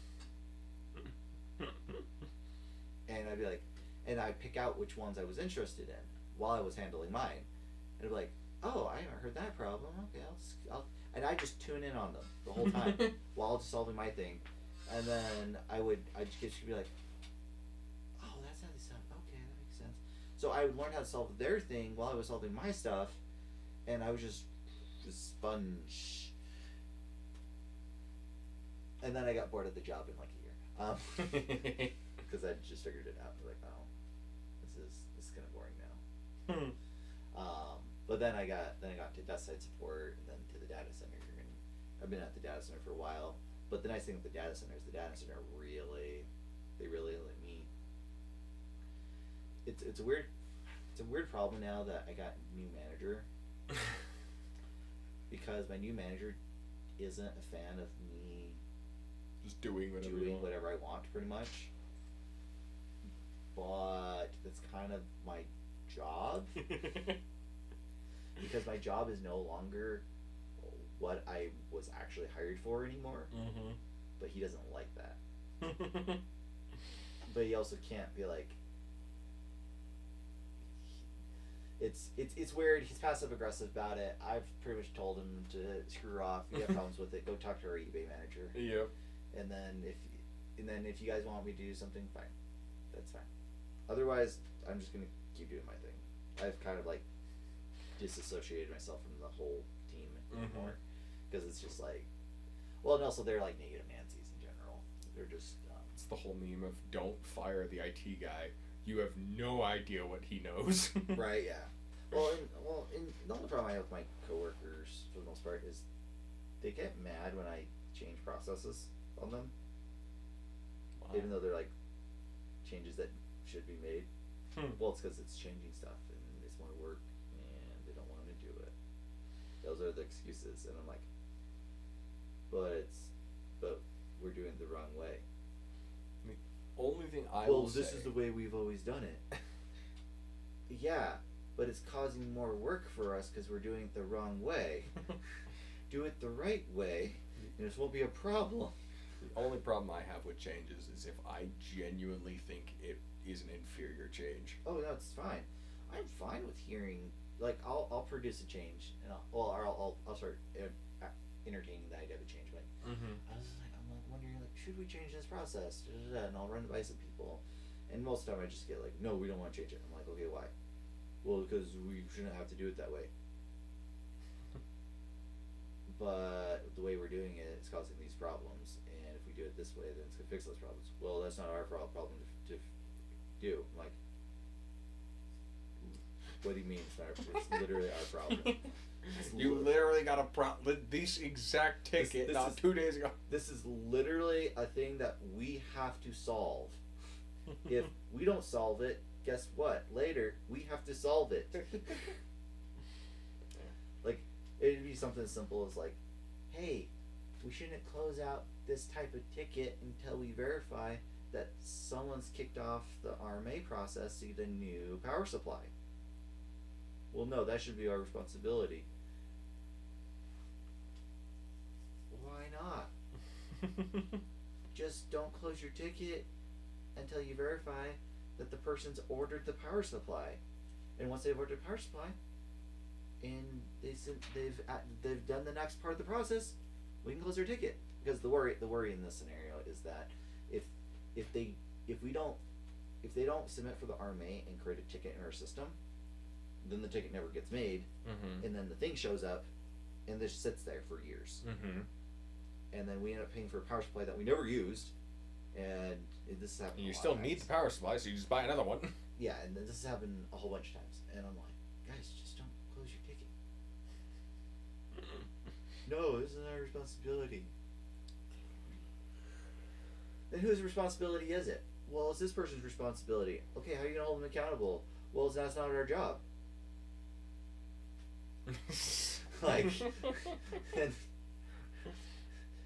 but we're the ones that end up with all these power supplies that we have to figure out what's going on with them. Yeah, it's dumb. Yeah. That's my team in a nutshell, though. I've kind of gotten over it now, though. Generally, like they still annoys me, but I just like what? Wait. They're gonna be them. They'll get replaced by AI, and I'll be useful stuff. Did Justin say that he did the whole eye thing on purpose? I'm just now realizing that he said that. Yeah, he did. Why?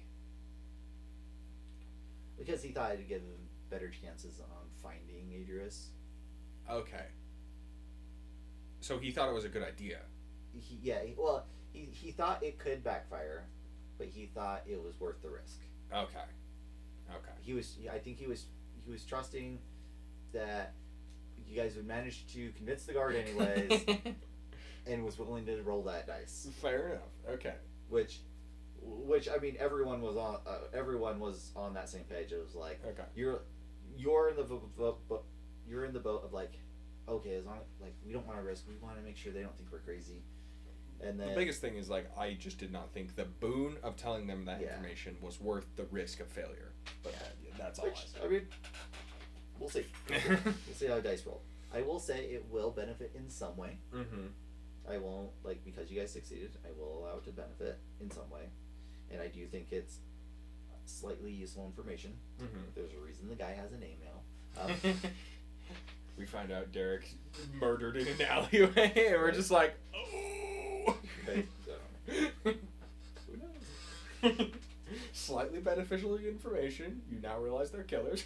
Right? He's like, I was looking into this group with an eye. I found them. Or like they found me. Just a message written on the wall in blood of, they're looking for you. Imagine. Love Eric.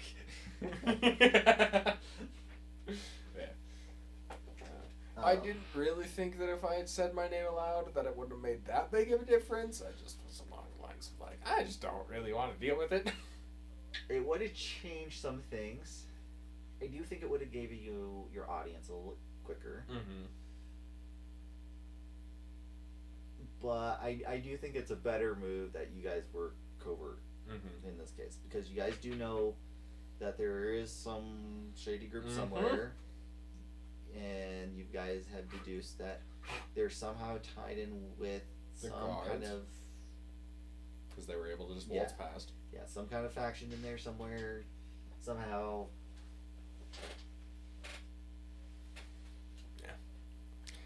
There's a reason I did it. Maybe there's like, hey, we found this guy. He's really hurt. Yeah. Let us in. He needs emergency help. Look, he's bleeding. What caused it? Nothing. Don't pay attention to the blade behind the curtain. Yeah, no, it's.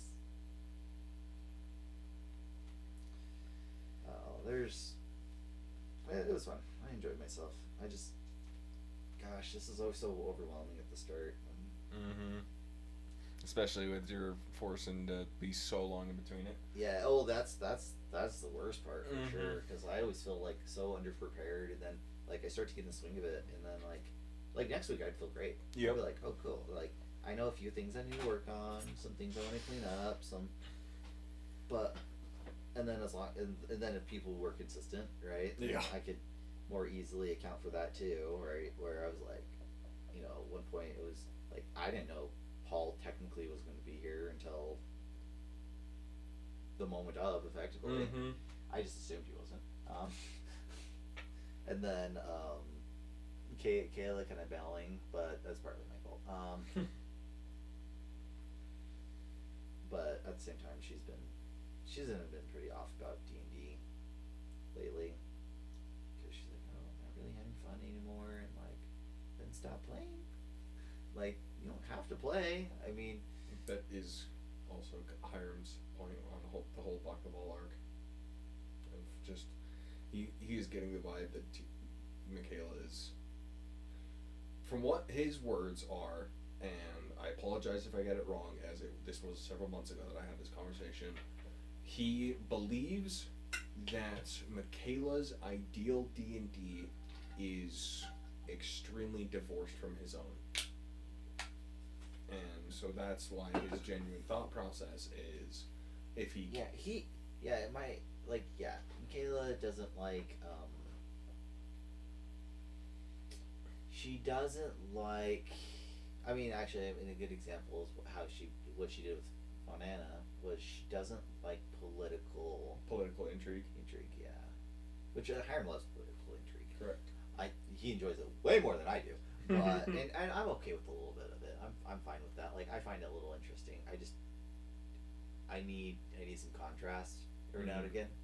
I'm like, hey, can we like have an adventure, and then we can go back to political intrigue afterwards.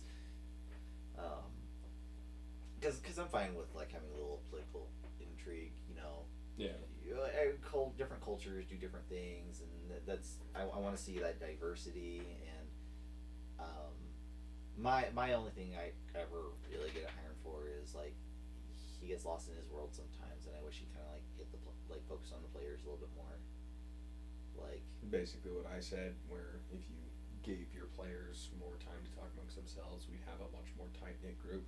Yeah, well, and even like have him try to like bring them together a little bit too, right? Like, create opportunities for those characters to bond, right? Not just like, you know, dead time for them to fill up, you know, to talk to each other, but also being like, hey, I'm going to put this character in a precarious position where this character is going to need to help them, right?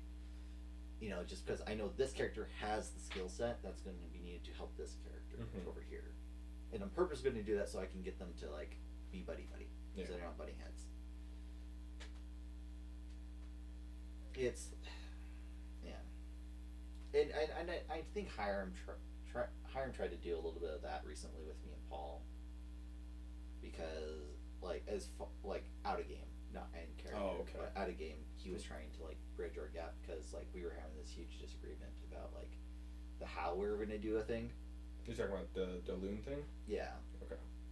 And it's like, but then and ultimately Paul was just arguing because he wanted to be right. Yeah, because I had a conversation with Paul as well, the day afterwards, after you guys had your 4-hour-long conversation, and I effectively reiterated our points, of, we have no problem with you doing the truth circle, doing all of that, confirming it. Yeah. I had no problem with that whatsoever. The only thing I said, and I still stick by this point, was that I did not think it was necessary. I think we didn't have a choice but to trust Delune. I felt that was a guaranteed, so it didn't matter if we vetted him or not. My whole plan was just vet him with the fire primordial. That too. That was my whole point. It was like, just do the thing. Yeah. And maybe I'm wrong. I am not perfect. I 100% agree with that. And maybe I'm wrong. And maybe the true circle idea could have revealed something to show that we couldn't trust him. Well, at the same time, too, like, yeah, okay, if we didn't have casters and intellect-based characters and all this stuff, sure, okay. If we had only paladins and that was like we had half casters and that was it, like, okay, I'm sure Hiram would let that slide, because it's like, oh well, I mean, I'm not gonna like give you guys an impossible, you know, situation. Now, my problem was and I kind of got Paul that night of was I think he unintuitively does it, where he plays characters that are good at strength, dex, and constitution, and then he makes up for the mental skills with his with his player skills. Yeah. Right. Just, I do disagree with you. Just to inform you, I do disagree with you on that. I don't think that's a bad thing. But continue. I think it's not fair to the other players. That's the bad part. If you're the only player, sure, go hog wild. Do whatever you want with that.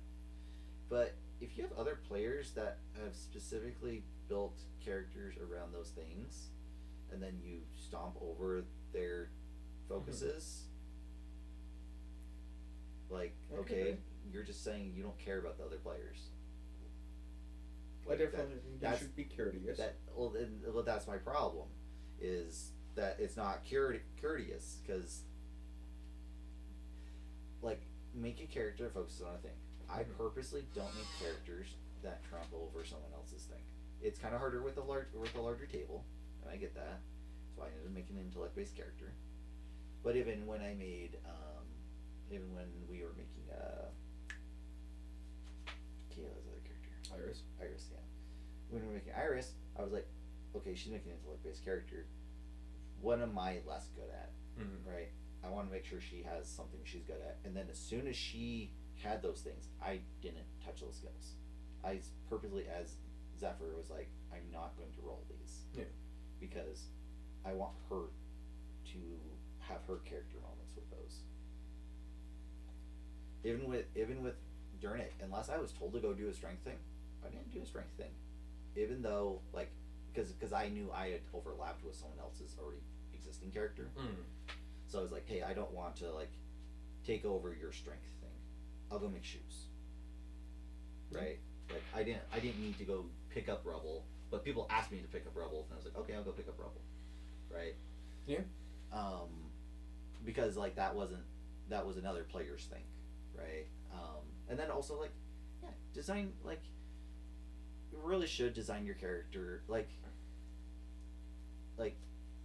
there should be intent in designing your character, right? I agree. So, like, when I play Dernick, I want to play him simple. Give him a low intellect.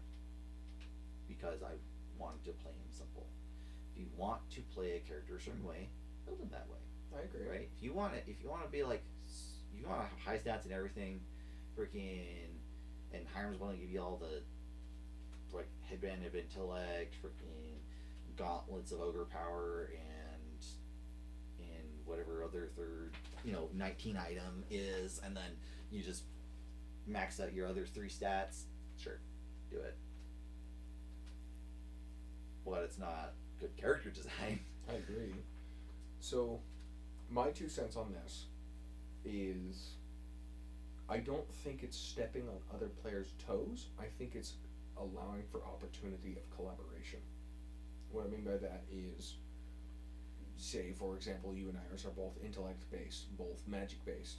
You can now work together to accomplish goals.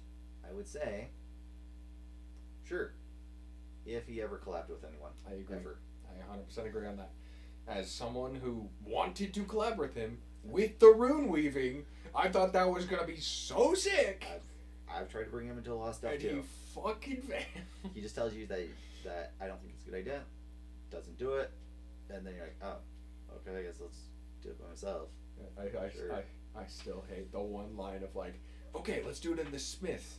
So, like, you have home field advantage, and like the whole point is like, let's do it in the smith. And he's like, oh, we can do it anywhere. I don't care.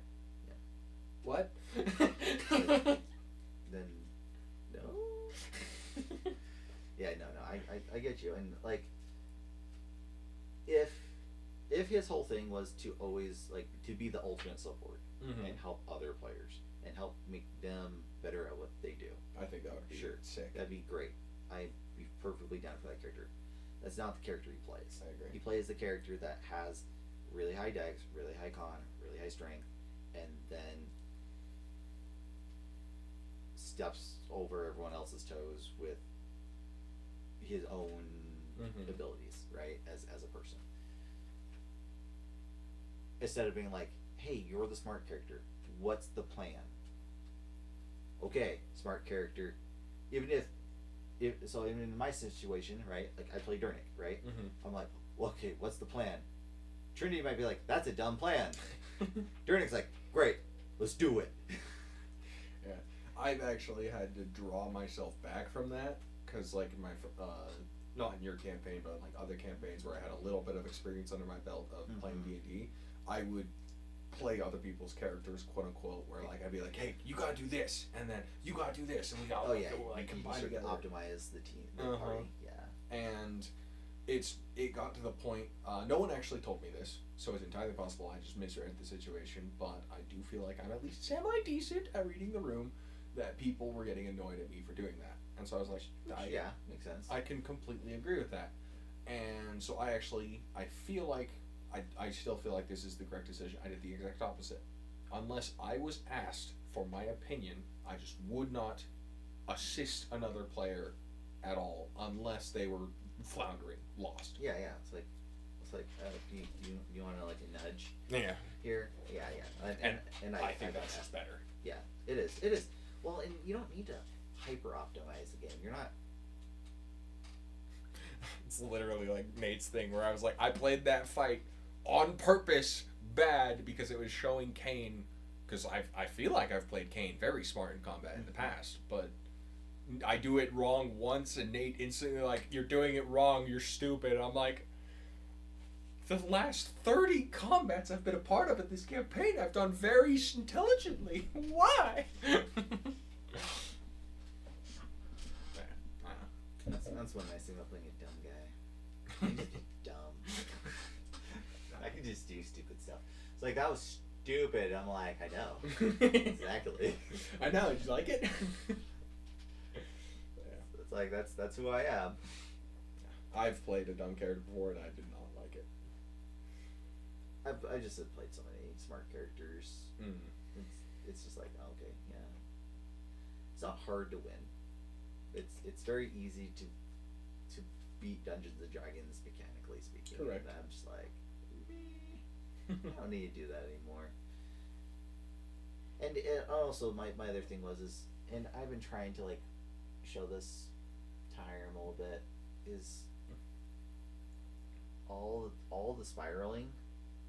It's Paul every time, and it goes back and forth between Paul and Nate, but it's always centered on Paul though. And I've tried so hard to be like we gotta get a handle on this. It's one person. It's just one person. Just do something about it. I can't do anything about it. Like that was one of my main reasons I played Durnick too. I specifically told Hiram, like, hey, I'm going to play Durnick as evidence that I'm not part of the problem why we're not making decisions and why we're spiraling all the time. And I played Durnick, 100% just been like, okay, we'll go. No agency of my own in those decisions, right? Other than Roz would say, do it, right? Like, it's that simple. And then Iris was the same way. Iris was just there for the ride. So Kayla was out of that equation. And I know you don't do it. Like, I obviously, like, I see you. You don't really cause those issues. But it's Paul. And Hiram has such a blind spot for Paul. And I don't know why. Like, and, like, Nate does a little bit. But his is more out of, like, being New player, yeah. Like, I'm like, okay, sure, whatever. I definitely, in regards to Nate, I definitely think Hiram was far too hard on it. Oh, no, for sure. And I brought up Hiram a couple times, and I think he's chilled out Yeah. a bit on that. I was like, okay, this is a little better. I don't feel that hostility anymore. Yeah. I was like, okay, dude. Like, okay. My man's just playing the game. Yeah, like, you're going hard on him. I use Kenku Recall to get advantage. No, you fucking don't. What do you mean? I just remember what I had for breakfast. Like, something like that, right? Like, and where he'd be like, "Hey, do the voice back to me," and I'm like, "He's not Razu." Razu's good at voices. Nate's not. But yeah, he definitely has mellowed out. But yeah, I noticed that, and I was like, ugh. Yeah. I just, in terms of Paul, the biggest thing that I've noticed is that I will say one thing, and he will disagree with it, and he'll be like, "No, it's this way," and I'll be like, no, I still think it's this way because of this reason. He's like, no, it's this way because of reason A. And I'm like, no, I think it's because of reason B. No, because of reason A. No, reason C. Reason A. D, E, F, G, H, I, J, K. And that's... A. I don't. Well, and even the conversation. So that a good example of that was the conversation Hiram was having with him. So I was like, Paul, Zephyr is your attorney in this scenario because he's like, you know, we got into the whole thing of like, oh, if you hired someone you that's professional at the thing, you listen to their professional opinion on it. You assume that they're correct if you trust them, right? In this case, you trust Zephyr. It's like Kane with rune weaving. Yeah. Like, as far as I can understand it, like, Gurgle's good at rune weaving, but Kane is the brains behind Gurgle's brawn. But, like, yeah, and you could question Zephyr, and Zephyr's like, oh, yeah, it's because of these reasons. And it's like, oh, that makes sense. Okay, I'm just going to trust you're smart and you're going to do what's right, right? But he's like, well, no, then, like, no, I just want to trust him. You want to trust your attorney or your doctor or anyone else because they disagreed with your uneducated opinion. and then we kind of skipped on from that, and then we went on to the whole it was like, yeah, I want to interrogate him. I want to do it this way. And then Hiram's like, and then Paul's like, but we need to interrogate him first. Yeah, I want to interrogate him this way, but we need to interrogate him first. Then Hiram's like, tried re-explaining it in a different way to him, and then you can tell Hiram's like, my guy, we are saying that thing. Zephyr wants to use this method to interrogate him and get answers. If we don't get answers, we can try other methods. This is what Zephyr wants to start with for the interrogation. That's another thing that both Paul and Nate do, is they're so mechanics focused. Like, a good example is like this most recent session where I used the key to contact a Gaul to get the mother her own key. Yeah. Rules as written, I knew that wasn't gonna work. Yeah. I was like, we're in a mindscape. This key is an actual IRL artifact. There's no universe this works here. But I was like, but if we just take a step back from the mechanics and be like, but this would be so cool if it worked here. the rule of cool is what ultimate, like, we like Hiram's good about letting the rule of cool play out. Like, I've done some pretty bullshit shit before, and it's like, yeah, I know this doesn't work. I think I even, like, most of the time I even phrase it like, I know this isn't how this works, but hear me out. right. But yeah, no, I will agree that both Paul and Nate, they get so caught up on the mechanics of the game that they kind of lose the story in it. Which, I mean, if they're not interested in the story, that's fine, and that shows. Like, but that's not the table we run. So, I mean, in all intents and purposes, you're just playing wrong. Like, it's true. Not every table is meant for every player. Yeah, but like, yeah, I don't know. I just actually, funnily enough, I actually think that's not true in my particular case. Mostly just because, as I think this is true for myself, I am very capable of adapting my interests to the table. So, like, if it's a wargamey table, I could adapt. I probably wouldn't like it as much as like Hiram's table, but I would still enjoy it. Yeah, I think I've done it in the past. But. Yeah, the only table I didn't really like. I mean, there is just like bad situations, right, that happen. I can't feel bad. And Big John's not a great DM to play with.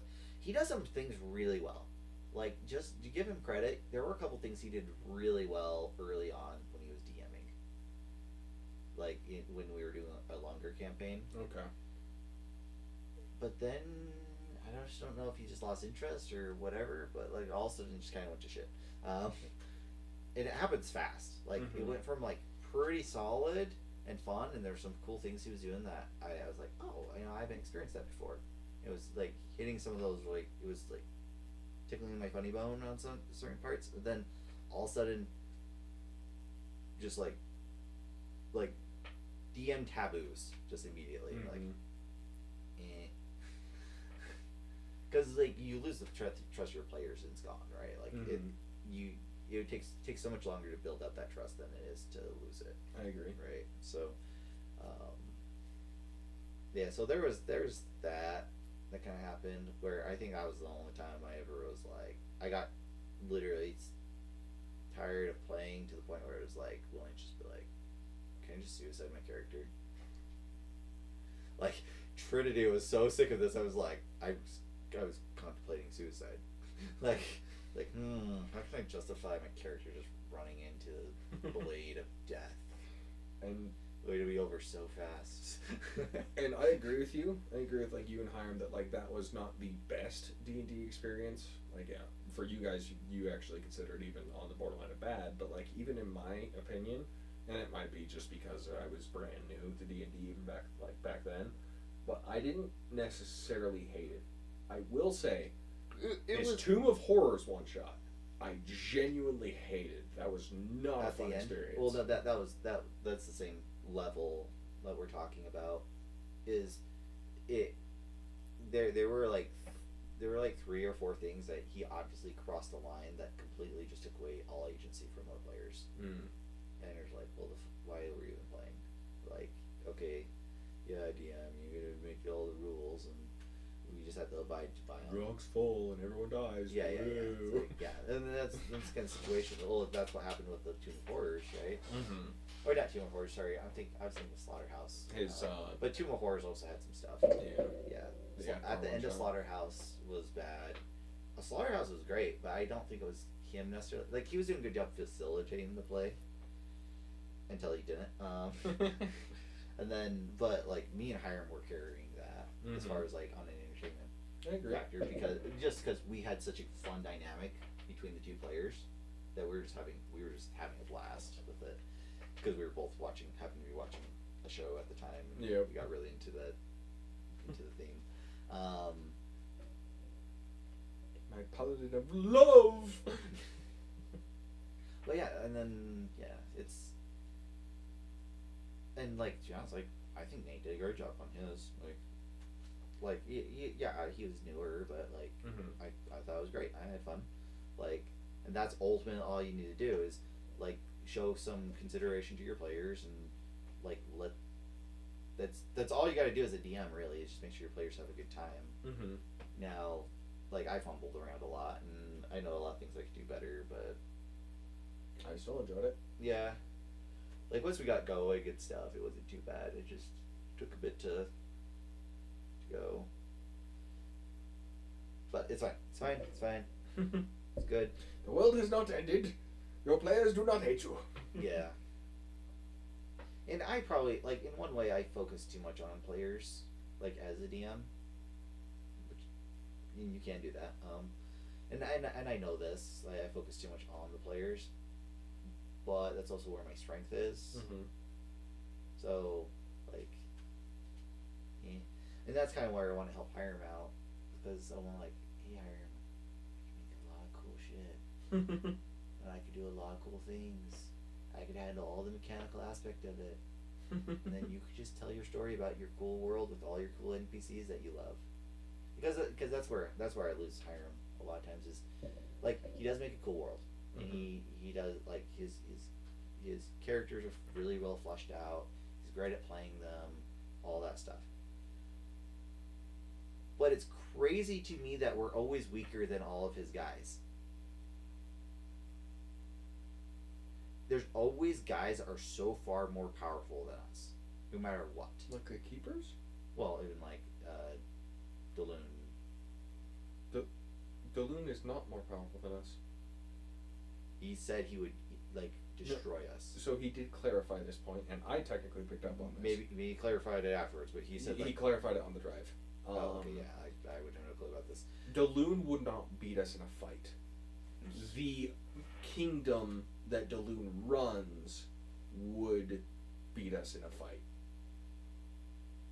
So if we fought Daloon, he'd call his guards, he'd call his people, he'd call his friends, he'd call all that. Yeah.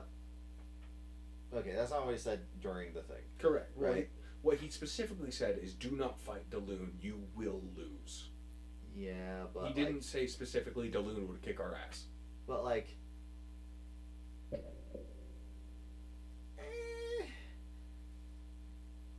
Obviously, There- there is it's- argument that we could just teleport out after beating him. yeah, and I'm just like, But it was more so just to hire him as a DM, being like, yo, if you fight him, you're fighting his kingdom.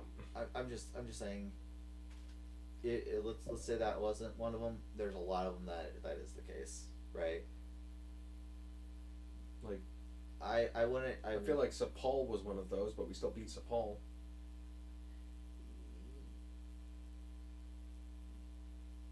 Yeah, and kind of be just kind of with some bullshit type situations, but yeah, like but initially there was no intent for us to ever fight Sapal. Correct. Right? Like It wasn't until I pulled one of the cards. Yeah. And then it's like, oh shit, okay, now I have to let him fight Sapal, and I can't just insta give him, and then he had to like finagle things after that. Mm-hmm. Sapal's dead though.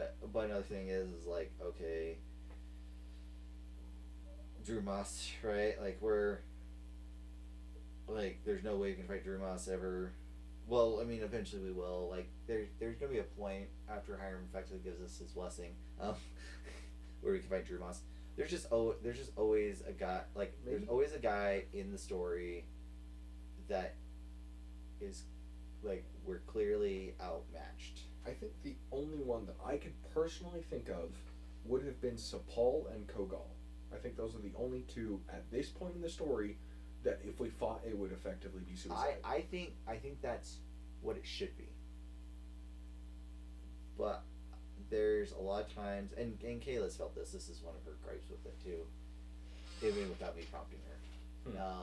Is that she feels like she's powerless a lot of times because all of these guys always get away. They're always so much stronger, and that was one of the things with like the villains just kept on kind of like piling up, and there were just so many bad guys all the time. It's gotten a little better, right? But you know, like, okay, we had the Mind Flayers, we had Cytherin, we had Drew Moss, You made Cytherin. we had the what? You made Cytherin, to be fair, but Hiram made Cytherin. Cytherin could have just been imprisoned and all I that. specifically Or asked dead. him to turn Cytherin evil, but yeah. Well, I didn't turn him evil. I'm just gonna say that. I didn't kill people. Let's move on. But regardless, like, but the villains kept persisting, regardless, right? Like, okay, Cytherin could have died, right? Like, and then it would have been the end of it, right? Correct. We could have been Feel in like a there's a more disservice, opportune. but- Could have been in a more opportune. That's fine. That's fine. That's not the argument here, right? The argument is the fact that we kept building up bad guys but never resolving them effectively, and then we were making friends with them and all this, right? Like, and it's fine, like, because I think when it was at its peak was we had the Mind Flayers, we had Sir Paul, we had Cytherin, we had potentially Vorthlax / Bahamut. Mm-hmm. We had Mistra and her champion, and then we had Talos. yeah, and Talos was like, I don't think we ever worried about Talos because he was never really in a position for us to like encounter per se, right? He's always been this like far away figure that we've never really been in direct conflict with. I guess. Zephyr's been in direct conflict, but we got rid of Drew Moss, right? In that scenario, and that was Golrosh. Golrosh, yeah, not Drew Moss. Yeah, I'm sorry. But yeah, but there was just, and I because there was also the Lich we had released which still exists somewhere. Correct, but the Dawnbreakers there's- were dealing with that because it wasn't us who released it. Well, Tell me I was 1000% the one to Was release she? it. To the point that I, as Kane, literally I said, "Do not engage. You will just Oh, make oh, yeah. it worse." Oh, and yeah, she yeah. was like, "Nah, fuck that," and went engaged, and the yeah, lich got we revived. did the card. She engaged the thing and made Yeah. the lich. Yeah. But yeah, so there's the lich. There's Rickshaw, whatever he's doing. Obviously, that's still more like a Malice, Dawnbreakers yeah. thing, but still kind of a villain that's existing that we're contending with, and then we had the whole Dragon Wars thing, and well, we had the Dragon Wars thing, right? Like, and so Correct. all the baddies that came of that. Super That is hero. Orthodox as well in that Yeah. scenario, but yeah, so it was just a lot of bad guys, and it's like, holy shit, the whole world's going to, like, everyone's bad, and we're bad, and So my question is, from the get-go, well, maybe not from the get-go, but early on, we knew our goal was that we were going to fight the Pantheon. We did not think that was going to be easy. We knew there were going to be enemies on all sides. So why is it a bad thing that there ended up being enemies on all sides? I think it's more that we just weren't resolving any of the threads. They were just all open, right? I mean, resolving each thread takes time. Well, yeah, but we kept moving on to the next thread without resolving the previous thread. But it almost was like Hiram would never let us resolve the thread, right? Because they would just get away somehow or whatever, right? Like, I think the only one that I can think of that they got away somehow was the Whisperer. no, I mean, Cytherin also got away. Rickshaw got away. Cytherin had the ability to teleport. He's had the ability to teleport for a while. Okay, but like, you don't have to give him the ability to teleport, right? You could do something, right? You could allow the player some way of catching him, but when you just be like, okay, well, I'm just gonna let him get away, and then that just kind of translates to a lot of people, right? Because like, everyone can get away technically, right? Like, We can what? get away. Who was it? 'Cause I'm tired and barely thinking. Who was it that did they almost fly away? They almost got away. They were like in a cloud, and then It was the Dax or whatever his name is, the child bomber, and he did get away. Yeah. I was pretty close to catching him, but I failed the dispel magic roll. Yeah, and like, I mean, that's kind of another example of like, you can get anyone away, right? Doesn't mean Dax though. doesn't mean the DM should allow everyone to get away, right? You should resolve some threads so that way it creates some little analysis paralysis on the game design front, but you know, whatever. I can see where Kayla's argument was, right? For sure. Like, I don't think she's wrong for being like, okay, like, I feel like we're just losing constantly because we're never winning. Didn't Right. think we were, but fair enough. And then everyone's always, and she always felt powerless, right, in every scenario. And she's like, why in Tiku's eyes as a player, right? She's like, why would Tiku try to contend with all these people that are clearly more powerful than her? And then and then that's where we kind of pushed Hiram to be like, hey, during the, like, that was one part with the Zinderhold thing with the kobolds. I was like, hey, you need to give Tiku a win here, and let Tiku know that she's powerful and strong and beautiful, and because like, you make this a depressing environment for Tiku right here. That was his original goal. Tiku's just gonna be like, yo, I can't handle this. Like, I'm not capable. Right? I had the same thought process actually. In Bo's campaign, and this is a slight tangent, but also important to this. I made a character similar to Tiku, not like exact carbon copy, more so like emotionally. Yeah. They were extremely attached to their friends, extremely attached to people they cared about, Mm-hmm. and Bo just kept killing them because in his world, he does have powerful people. He does have entities that are so strong that they could just be like, huh, I don't like this town. And that town's just gone. And everyone in it. And I know who I would play. Sorry, go on. Keep going. it got to a point that it just genuinely felt like anyone I wanted to care about would be dead in 2 weeks. Right? It's like, I can't care about anyone. Uh-huh. And Your problem is you're Spider-Man. Anyone you get close to dies. Yep. And it just really was just a perpetual cycle of that. Yeah. And Bo has a personal mindset of, yeah, that's completely normal. That's how you get your heroes, is someone who can go through that and still choose to say, no, I will get the good ending. And so that's his personal philosophy on it. Yeah, but there has to be like some light at the end of the tunnel. I mean, it's similar to the Spider-Man reference that you made, where like if you really look at Spider-Man's life, it fucking sucks. Everything about it sucks. He loses everyone close to him. So he loses fights constantly. But by the way, he when after he does it for a bit, he goes evil for a bit. Correct. And then he's like, oh shit, I was gonna have a dick. He literally turns evil because that is what any normal, sane, common thing reaction to that. And it's only after he turns evil and realizes how evil he could be, and he's like, every single villain I fought, I could outshine them easily. Yeah. And he's like, oh, that's a problem. Oh, I'm a scary person.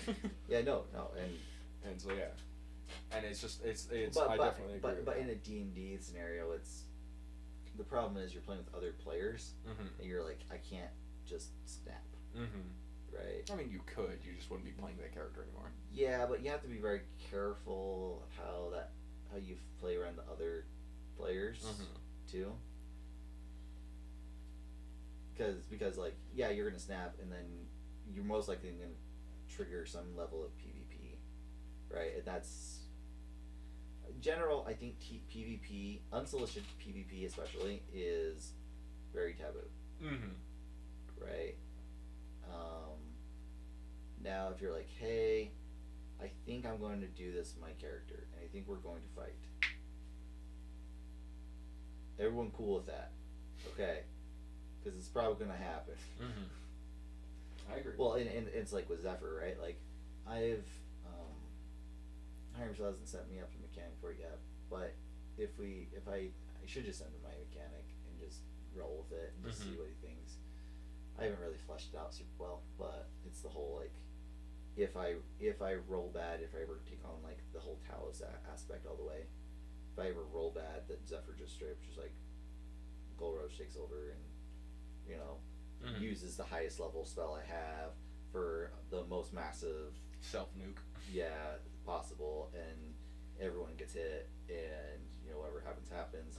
Luckily, I don't get meteor swarm until level 20, so it's not that scary. But once that happens, I did the math, and that's not pretty. It's a lot of damage. Yeah, to everyone. I lived through it.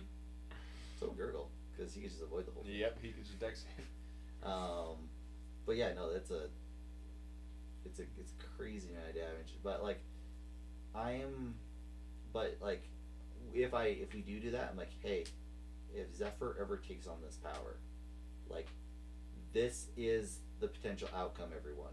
Just so you know, if this happens, you turn on Zephyr and stop him.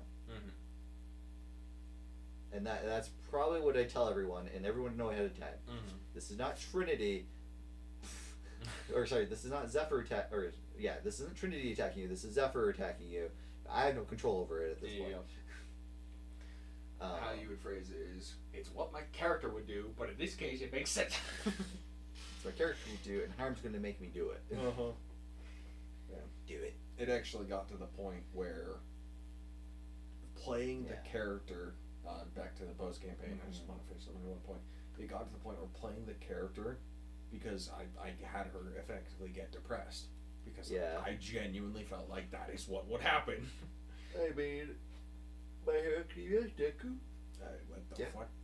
What? That was English. Oh, My Hero Academia, Deku. Oh. Yeah. He, Effectively goes off.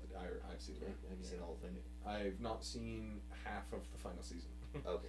So yeah, but you Yes. but you saw where- when he kind of went in his like depressed mode. Uh-huh. Yeah, right. He kind of became a anti-hero for a bit, Mhm. right? Sting type character. And I had a lot of conversations with Bo, and effectively I didn't necessarily ask him, but I kind of asked him to quote unquote pull his punches, and he said that it would be a detriment to the story to do so, and so I effectively just had to make a decision to be like, okay, she just has to get over this. It's not really like it's not really what I wanted to do, but I felt like it was necessary. And if it's a good or bad thing doesn't really matter, because I like to play realistic characters, and I felt like it was realistic for her to become depressed. And But like, if she becomes depressed, you're just like, oh shoot, there was a character I had in mind for this. Oh, yeah. So if I had to deal with a character like that, you know what I would play? What? Alucard. Alucard abridged? No, I'm talking about from Castlevania? No, Alistar? Alistar. Sorry, not Alucard. Sorry, it's late. You know what I'm talking about. I'm gonna play Alistar. Okay, I was like, Alistar is fucking like the perfect Mhm. example of like, you're just this happy person. Mm-hmm. You get really depressed and you just become a psychopath. Mm-hmm. But he's still a lovable character I agree. in his very murdery and terrible way. Oh, please. If I wanted to hurt anyone Oh. here, I would have done so already. So I have a theory of what makes sinners strong. Oh. Actually, I think it makes creatures in hell strong. Punishing sinners. I think, and that's what actually think that's what he wants to do. I think that's literally all he's ever wanted to do. Mm-hmm. Is his dad killed his mom. Oh, I haven't actually seen season 2 yet. Where No, he it's goes into his backstory, it's but- in the music. Oh, really? Those 3 songs. I've only heard Insane. Oh, you haven't heard the first 2? First 2 are real good. I heard the pilot one. So there's Upside Down. It has been a while. So Upside Down's when he's a kid, Okay. right? And that's the one where he turns to. But you only have to watch that one to know that his dad killed his mom. Okay. But you got to you got to pay attention to the scenes, Mm-hmm. because when they're here, what am I doing? But yeah, like Upside Down, like 100%, his dad kills his mom. Okay. They don't specifically say it, but it's pretty. I'm assuming that's his dad because it's the one man that he's living with. Mm-hmm. I should use the roll twice. He's what it is. Upside Down.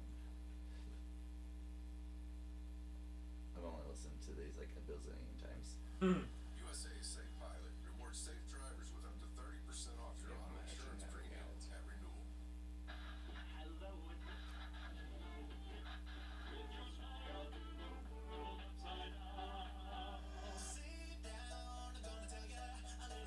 So you saw the guy with the bottle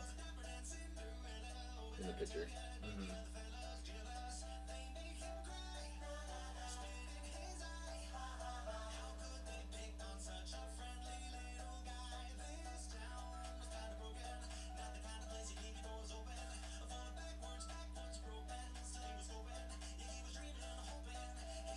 That's his dad.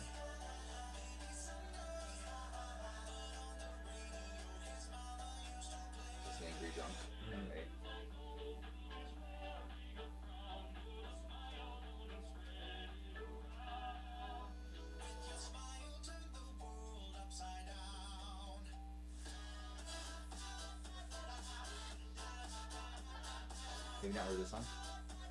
Oh. Good song.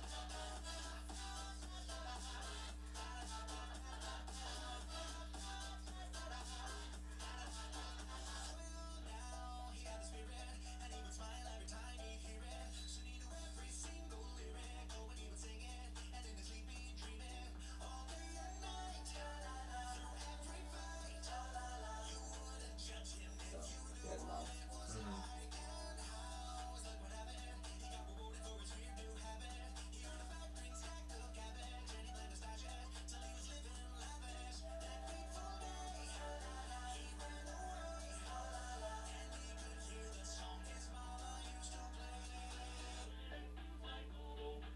Yeah.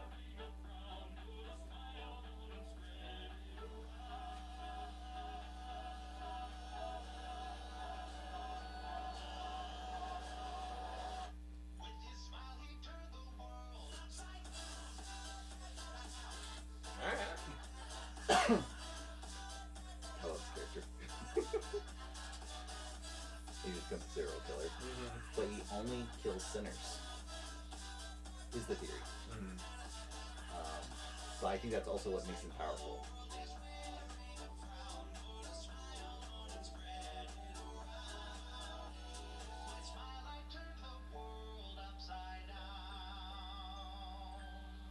Yikes. And then you gotta see part 2. Because it's like it's a 3-part Make your thing. browser fast. I've heard Insane, but yeah. Make your Have you browser seen the music video? Mhm. I'm saying? Mhm. Like the The one new that one? just came out? Yeah. Okay. Oh, Addict? No, I've no, seen no, Addict. it's didn't play the next one.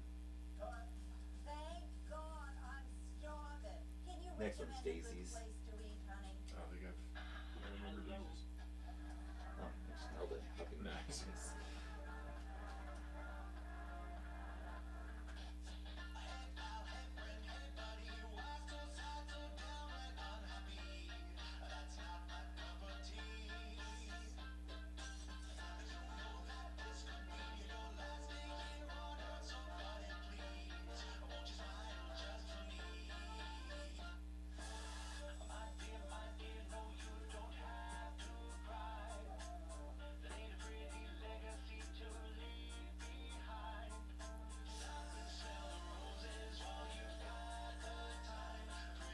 We'll just have to watch Insane after this because I gotta point out stuff.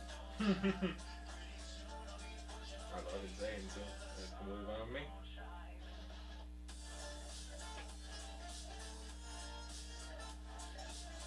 Because not watching these first 2, there's a lot of things that happen in Insane.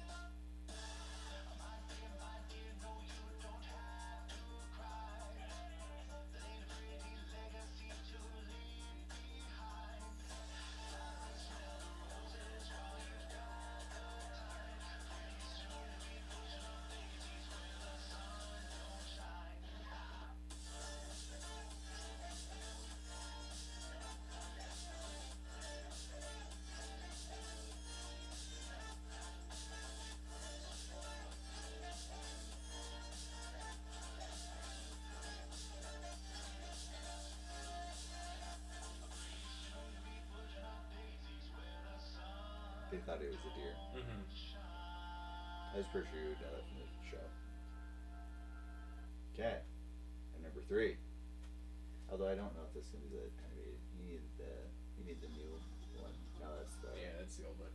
Insane.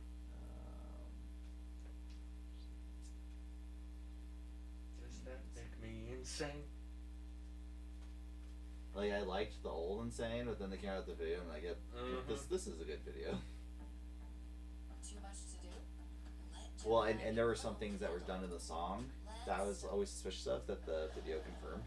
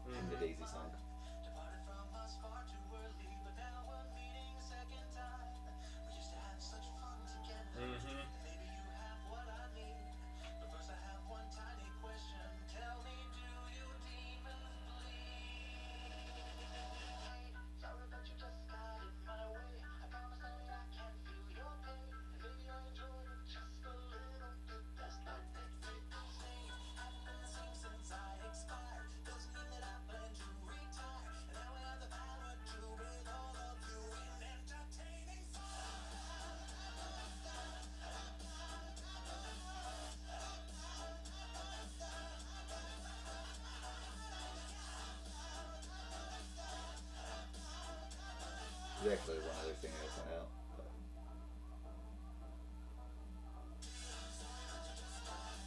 I do really hate how they did Leaf Turtle.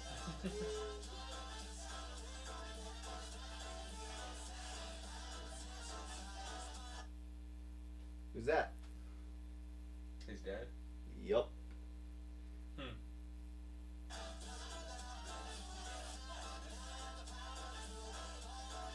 Went to hell and ate his dad. Also, one of the best comments on this video was the Daisy guy. Freaking man got spawn camped. He just, Oh, yeah, 'cause he he would have just just came to kinda hell. arrived, Yeah, with Alistair, and Alistair just. Right. According to that, he didn't die. It's hard to say. I'm not sure what happened to him. He got like teleported. Alistar definitely teleported to another area and took his arm. Yeah. But, yeah. So that's a. Yeah, I need to watch season 2. Yeah, it's good. It's good. Season 3 is what I'm like, gosh, season 2, the ending fight, so good. That's actually what got me into Hazbin Hotel. Okay. I saw that I saw some of the ending fight to season 2. I'm like, what the fuck is this? That is so cool. I gotta watch this. Nice. After I'd already been like watching I've been listening to the music, Uh-huh. and then I was like, this is. Was actually, I think this was one of the first songs I came across was this 3D animation thing of Stayed Oh Gone. yeah, Stayed Gone is pretty good, Yeah. yeah. There's so many good ones. But yeah, no, it's a. I think what makes this show so freaking good is there's so many subtle clues in it about just stuff. Mm-hmm. And then I guess the whole Hello Boss and this are the same universe. Yes. In same- fact, you can see Hell of a Boss characters in Hazbin Hotel. You can see Hazbin Hotel characters in Hell of a Boss. Yeah, I haven't watched Hello Boss, so I don't see those characters. But I'm sure if I watch Hello Boss, I would see. Basically, I think there's 7 rings of hell, like one for each deadly sin. And like the center's on like the outside. Yeah. And Hell of a Boss is on the Lust Ring, and I think Hazbin Hotel takes place on the Pride Ring, I want to say. So, yeah, they're literally the same area. They take place at the same time, too. Yeah, and then the idea is, like, I heard one idea was the exterminations. The angels are only allowed to kill sinners, and not allowed to kill demons, Mhm. or Humans. like I think Hellborn. Yes. If they're not allowed to kill Hellborn, they're allowed to kill only sinners. Mm-hmm. But then, like, my thought with why Alistair's so strong is because he punishes sinners, and he's fulfilling that role Mm-hmm. as a Hellborn would. That he actually gets power from that, which probably just a lot of them just don't realize that's how it functions. And Mm-hmm. he just happened to do it. And why he's so powerful at the start is because he was doing it in his life, Mm-hmm. right? So yeah, that's my headcanon on that. We'll see what happens next season, because I'm pretty sure Alistair is going to be the big bad. Oh, really? Yeah. Huh. I think that's what why they made the songs. They're prepping Alistair to be a really big focus. Okay. And also, if you watch, well, you saw the end of season 1 where he's like, I almost died. Like, Mhm. This is stupid. I need to figure out a way to break my chains. In season 2, effectively, he figures out how to break his chains. Okay. And it's very clever how he figures out. It'll be cool to see. But so season 3 is like him, like no restraint. If I don't know what that means, maybe he's just a really nice guy now. I don't know. Yeah. So yeah, we'll see what happens with that. Have you seen the pilot stuff for Hazbin Hotel? I saw the pilot episode. I don't know what you mean by So pilot stuff. So it was like a YouTube series for a while. Yeah. Yeah. There's like multiple episodes of things. And like- it got swapped to Amazon Prime, yeah. Yeah. So but the stories are vastly different. Yes. Wait, what? So okay, so the show was initially being created on YouTube. It Correct. was By just, Pepsi Pop. Yeah. yeah, it was just some random group, right? Mhm. Like, Adam became a sinner in that. Maybe I haven't seen the ones on YouTube because I know there was the pilot episode. Yeah, But I these, thought she these, didn't release these are anything like else. these aren't animated for Jack. These are like Okay. clip, like they're songs, Oh, right? But it's okay. like clip of where they're standing doing a thing, and then next clip of them Okay. being over here, next clip. So of them effectively being over here. animatics. Yeah, Because It- animatics are just animated, but like low quality. but they had the YouTube team of singers and stuff, Mhm. right? Like this is before, Amazon got them, and then she was able to get a full full ride scholarship, effectively. got a Broadway cast, right? Which they say they were all cool with, but yeah. So like Adam becomes the sinner in that one, right? He instead of dying, he died, but he just kind of came back in hell, and he was just a sinner. And it's like, oh wait, I actually kind of like it here. It's a lot more free. Like I don't have to deal with all the rules up there and Mhm. stuff, right? What's his second command called? Her name? It's not Vaggie. It starts with a V. I want Is to it say Valerie? Valerie sounds correct. I know Val? that's I correct. think they might call her Val. Yeah, it But sounds correct. yeah, so she ends up being in charge instead of Abel. You don't know that. But it's that effectively she doesn't get in charge, but she is in charge in this YouTube version, and then she's like, oh like no, Adam, you're like you're evil, and I need to stop you as well. Also, freaking the archangel, the Gabriel? girl archangel. Oh, I don't remember. her name. There's a little girl. She's black. Freaking, she gets banished to hell as a fallen angel.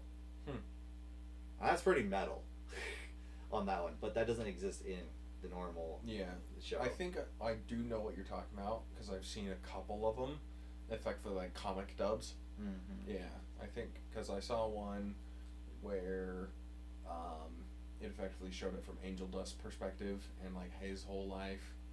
I saw another one. Yeah, I don't know about those one. That one. I haven't seen that one. Oh, specifically. it's just a day in the life of Angel, where he goes to his boss's name that I don't remember, the big boss dude that effectively holds his contract. Shoot, it's on the tip of my tongue. But yeah, I know what you're talking about. And he basically plays Maybe pranks. he's Val.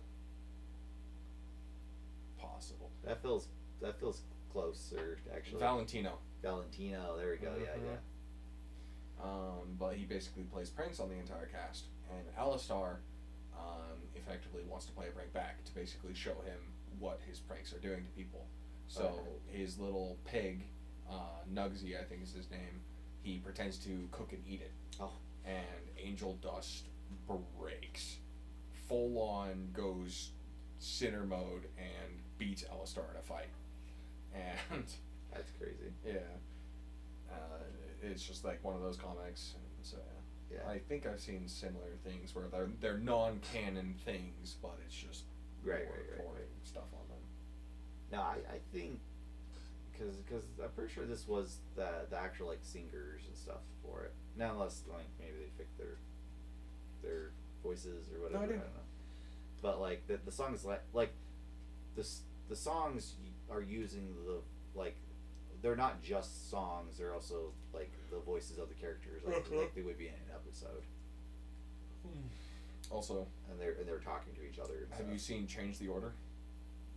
I don't think so. It's a Lucifer song. I'd recommend watching it. It's on par with Insane in my opinion.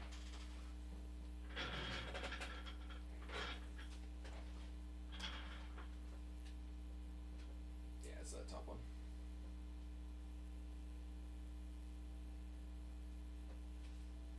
It's not as I'm animated, but yeah.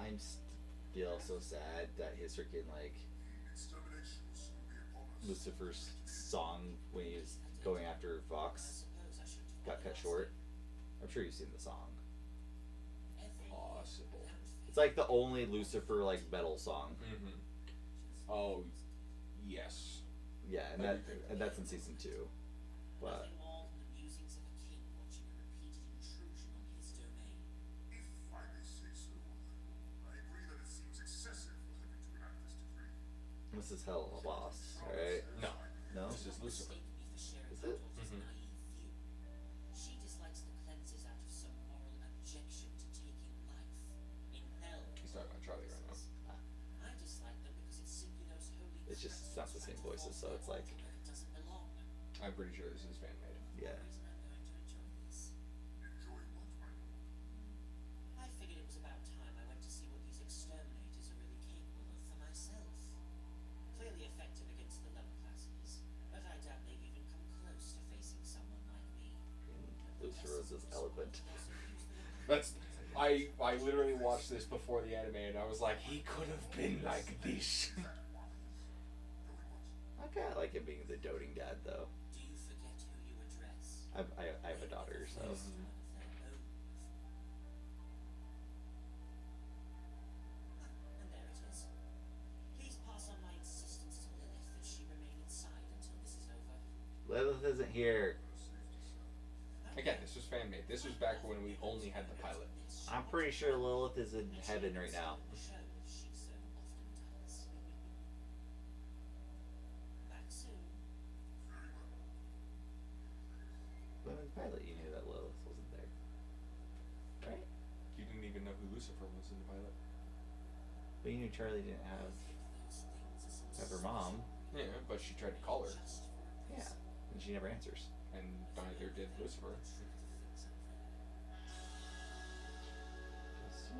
I don't think she calls him. I think she thinks about calling him, then she's like, I guess you're probably right. Yeah. because he gets really excited when she calls him, and he doesn't remember anything about the previous conversations because he's a sucky dad and he doesn't care about things. But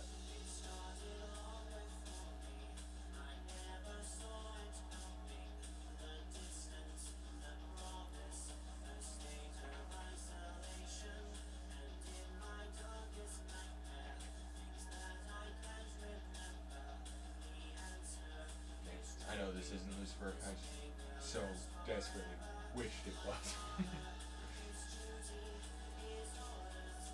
this just seems to fit like the Hella Boss vibe a lot more though.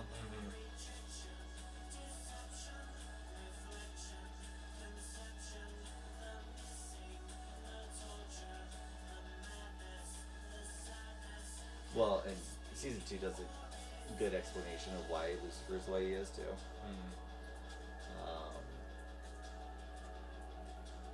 Yes, who, boys? My, it's been a long time since I've seen any of you in the flesh. Perhaps we could call this my triumphant return to the flock, as it were.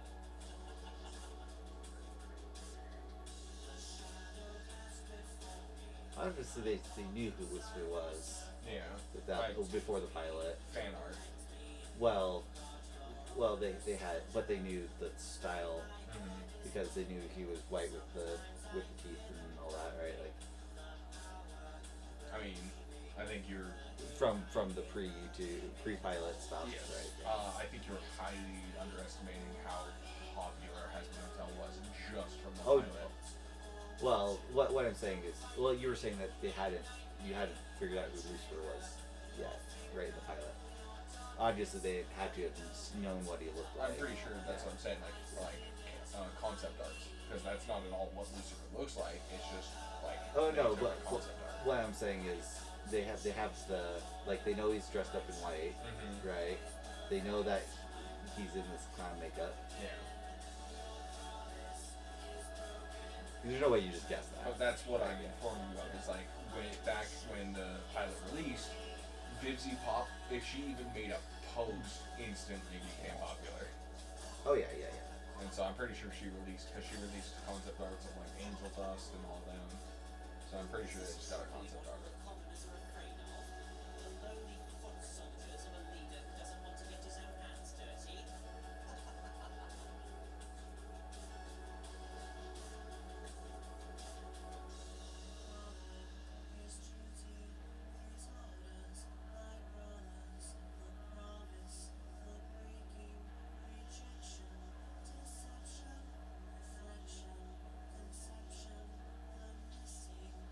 Yeah, the only reason Lucifer does anything and has no tells is because like Charlie gets attacked and it's like, you fuck. He's so bored of everything else. He's like he's effectively got infinite power. And that gets demonstrated pretty heavily in season 2.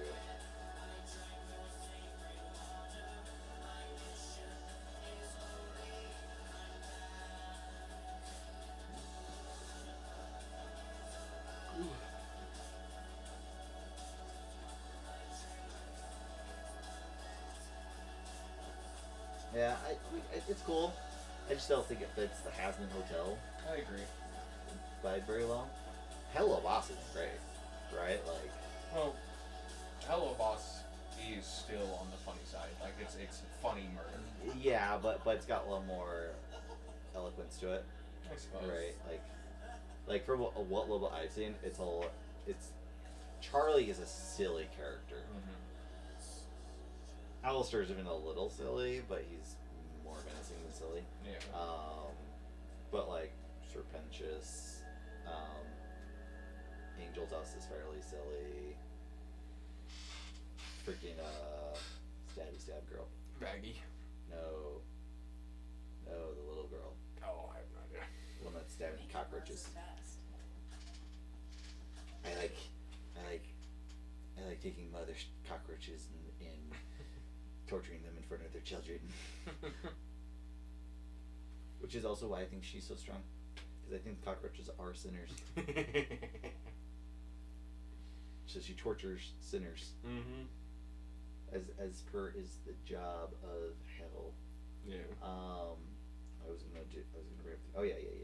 That was the first freaking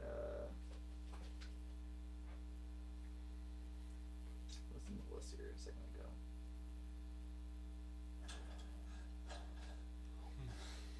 What are you looking for? Nope. Oh, he's metal song. Yeah. Oop.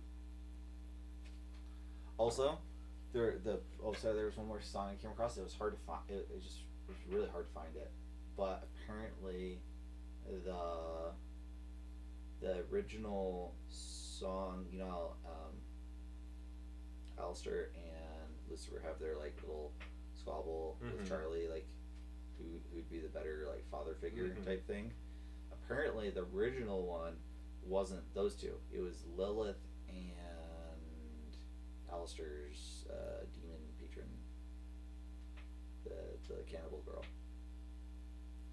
Oh. They were fighting over who's the better mom, not the better dad. Weird. That was the original song. It does not fit at all from what I remember. And then they're both fighting over that, and then the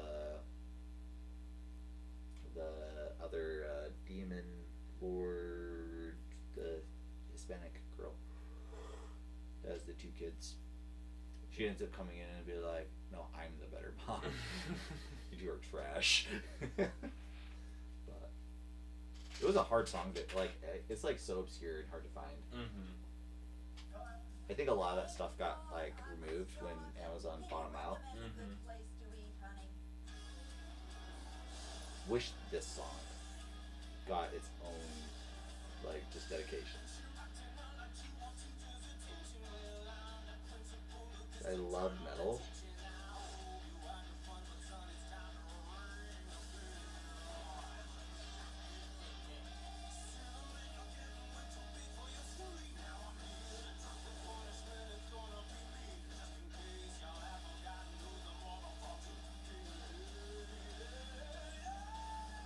I like this version of Lucifer a lot.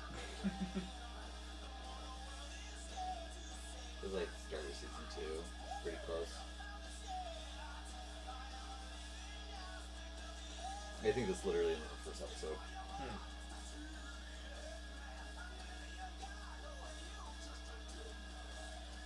Yeah, I'm not gonna do the next part because it kind of ruins the vibe. Like right there, solid, good. I kind of wish he had more because I would have loved it. Ultimately, Vox just kind of makes fun of him. Mm-hmm. You find out why he can get away with that, and it's unfortunate, and it all makes sense why Lucifer's the way he is because it's like, oh, well it's like Lucifer's ultimate punishment in a way. It's it's pretty. You should watch it. It's good. I got a lot of things I need to watch. I'm currently watching Vinland Saga because I've been putting that off for way too long. I think like season 2 ends at a good spot where it doesn't feel very cliffhanger-ish. Where like season 1 kind of felt a little cliffhanger-ish because it's the whole like. Well, so what I did was thing. I literally watched season 1 as it was coming out. Yeah. And so I finished season 1 when season 1 came out, and then season 2 came out X number of months later, and I just never picked it back up. Yeah, I just like both were out, and I was like, "Where's the show?" This is great. I was sick and started watching it. I was like, "Yeah, I should be watching this forever again." I think I've watched it through twice now. From what I saw, I need to watch Hello Boss though. I would personally rank Hell of a Boss higher than Has Been Hotel if Has Been Hotel did not have Angel Dust and Alistar. I think those two alone make Has Been Hotel way better.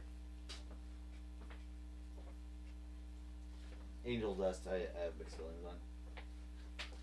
Angel Dust is my favorite character. No, Angel. Okay, the reason I have mixed feelings on Angel Dust is emotionally. I'm like, that's a dude. I agree. He's a gay dude, actually. And I love how they play it in some of the things. Like there's one scene where she's at like a casino or something, and he's like, "Wait, am I gay?" No, I'm not. Because he's attracted to Angel Dust. Let's go. I get it, dude. I understand. No, listen. My favorite scene of Angel Dust that literally locked him in his favorite character and could not be dethroned unless like extremely bad things happened was in the pilot when Serpentius how does the line specifically go? Because it's important. Oh yeah. So Serpentius basically slams Angel Dust into the ground, and Angel Dust goes, harder, daddy. And Serpentius is like, son? That one scene was so absolutely peak. And I was like, yes.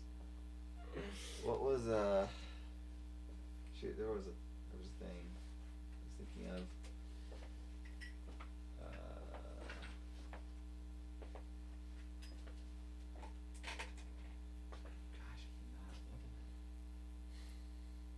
Oh, regardless. No. If you haven't seen season 2 though, they made a lot of top tier songs in season 2. Like season 1 has some okay songs, right? Mm-hmm. Season 2 has some bangers. Like they stepped up some of those songs where like That's good because I didn't actually like the song to season there- 1 very much. there's like a couple of vocal artists that like I kind of like to see those vocal artists reactions a little bit, and they're like damn. I think because there's count how many of those songs. The ending songs, whatever, right? It's okay, but it's like it's whatever.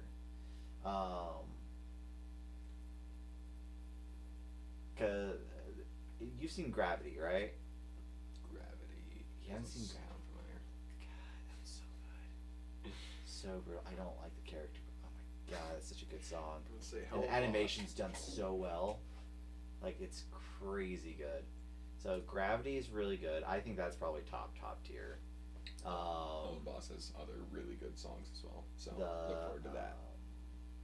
Shoot, there's one that Vaggie ends up singing, and like you kind of have Vaggie, and she's not really a singer or anything, but God, she starts singing that, and you're like, first couple words, and you're like, fucking great song already, not like it was such a tone shift. I was like, this is it just stayed consistent the whole time, and the animations are great again. Gosh, those two, and then obviously the whole Lucifer thing, and Vox's response to that is very Mediocre. well, it's very Broadway, right? So it's fine. Oh no, Vox has one really big banger song too, where it's kind of like his origin story, where he, killed a lot of people. But his origin story, like that's a banger song. That's a pretty banger song. It's probably like number 3 or 4 on the list. But yeah, there's probably like 4, maybe 5 that are just like really good songs. There's 2 bangers in there. Well, even the Angel Dust one. There's a really good Angel Dust, like kind of shorter song. Addict. Oh. No. Shorter song. Okay. Yeah, it's the one where she's at the casino. Well, he's at the casino playing a she. Okay. But it's called what is it like Lady Luck or something, I don't remember. Okay. But it's Losing Streak. That's what it is. Losing Streak. That's a really good Angel Dust one. Yeah. We could probably talk Yeah. for like 4 more hours. Yeah. They just go to bed. Yeah, you have a daughter. Good stuff though. They just have so many songs.